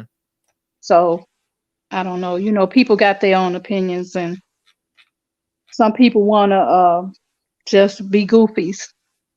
Yeah, it's gonna. I don't know. They say there's 1,000 cases like this, and you know what is it? Why it don't matter? Or not that it don't matter. They didn't say it don't matter, but there's 1,000 cases like that. 1,000 cases like this. What makes this one different, or whatever? There's the circumstances around it. To me, make it different immediately. The circumstances surrounding this, and the same with Jessica Johnson, and the same with Kylie Rodney, the same with I can keep going on with these suicide and murders. You know that they want to say is suicide. Exactly. This one is right here. This one hits different because it's right down the street. It's not that far. I hop in the car and be there very soon. Put it that way. I appreciate you coming up on panel. I'm definitely. Thank you so much, and thanks to everyone in the chat for all the good things that they're saying, and thank you so much, T-REV. Yeah, no doubt. This one hit me with a different type of energy. I don't know. It hit me with that Idaho 4 energy. Yeah. It hit me with, you know, any crime that I get attached to, like, and see, it hit me like that. Kylie Rodney, I don't know. Now I want to know everything surrounding this case. Yep. This is crazy. Well, I appreciate you. Thank you so much. God bless you, man. I will talk to you. I'll see you again. All right. Thanks, T-REV. Have a good one. You too, man. God bless you. Shout out to her. Shout out to her. Shout out to her. Thank you for having her up. Man. Yeah, I'm about to deep dive this case. I'm gonna open up a tab for this in Discord mods. Let's open up a tab for this case in Discord. I'm a deep dive. It might take me days to make the video, to be honest with you, but I'm definitely, this one is, I don't know, it's just weird. They have all this video evidence, or you know, they have all this video and won't put none of it out, but little snippets of him at the bank or whatever, or not him at the bank, him at the dispensary. You got the plates missing off the car. You got a notebook. They won't disclose what's in that notebook. You got someone selling a phone. There's so many different red flags that stand out in this case. You know, there's so many different red flags that stand out. And come on, police gotta know. Police know. Dylan Rounds would still. Soy said Dylan Rounds would still be a volunteer missing if his mom let the haters hush her. She has her son's disappearance called murder from staying strong and staying public. No doubt. I'm glad they're getting justice in that case too. Do you get to be in Discord when he sub? Now I have it members only for the simple fact of trolls like that caller that called earlier. I mean, I don't mean trolls can't get in, but I integrated YouTube to Discord. I'll never make my Discord public ever. Never. I'll never make it public. Shit'll be a shit show. Already deep diving while listening, another rabbit hole to dive into. Exactly. I'm about to be digging into this shit. This case has got me revved up, man. I'm gonna try to get a hold of mom. I'm gonna go beyond, like Dr. Thrifty was saying, to try to hit up mom. I always try to get a hold of somebody, one of the loved ones, and try to shine some light on this, because it's like they shined a light on it at that time and then it just died down, right? So, but it's still, there's nothing. I don't know, like what? They're doing nothing. There's no reports out there. They're doing absolutely nothing right now. It's just sitting there, kind of like with Kylie Rodney. It's just sitting there. So I sat on panel for days with Kylie Rodney case. And there's so many weird players in that Kylie Rodney case. Good gracious. I got to see who the weird players are in this case. Doesn't make any sense, the whole thing. Allegedly, the security at the dispensary shop has something to do with it. Interesting take. Dylan Round's mom disregarded all the noise and remained focused on justice for her son. Yep, her Facebook is active. I bet she will respond. And I'm going to message her. But definitely message her. The mom was told YMCA had no footage. She went to the YMCA and retrieved footage and passed it off to police. Oh my God. That's crazy. You can't get in? Amen. There are weird players. Jim Puff, make sure you have notifications on so you catch the next live. Well, I'm going to definitely be live tomorrow when I wake up. 100%. I'm going to definitely be live tomorrow. It's probably going to be earlier, though. 100. I'm not even probably. I'm going to be on earlier than I was today for sure. I love you, T, and the family, which I'm a loyal member and friend of all. Thank you, Cindy. I appreciate that.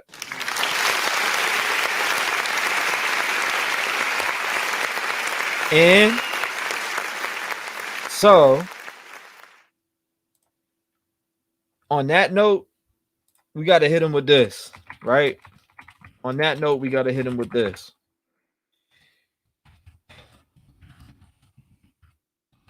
We got to drop it. We got to hit it with this right now. G-Ball, you got to stop doing this.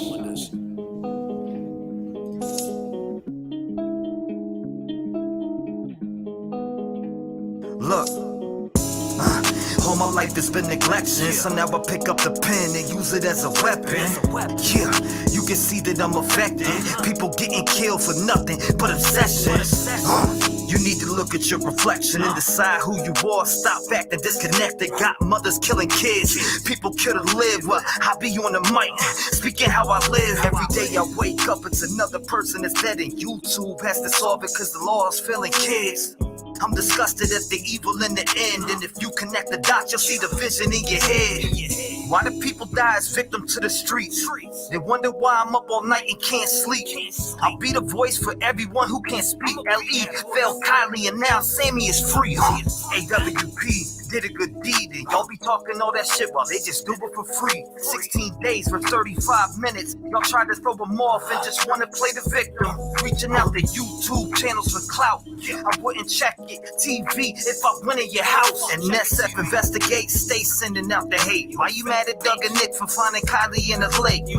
Make it make sense. You're a fake bitch. You were there for money and now you're mad over fake shit. And that's something I can't relate with. Zero emotion from the mom on the statements. All I seen was the devil in her eyes. Tony died, you're a fake. I can see it through your lies. Got Sammy on your stream like the FBI. You've been grooming little kids. I can see your whole disguise.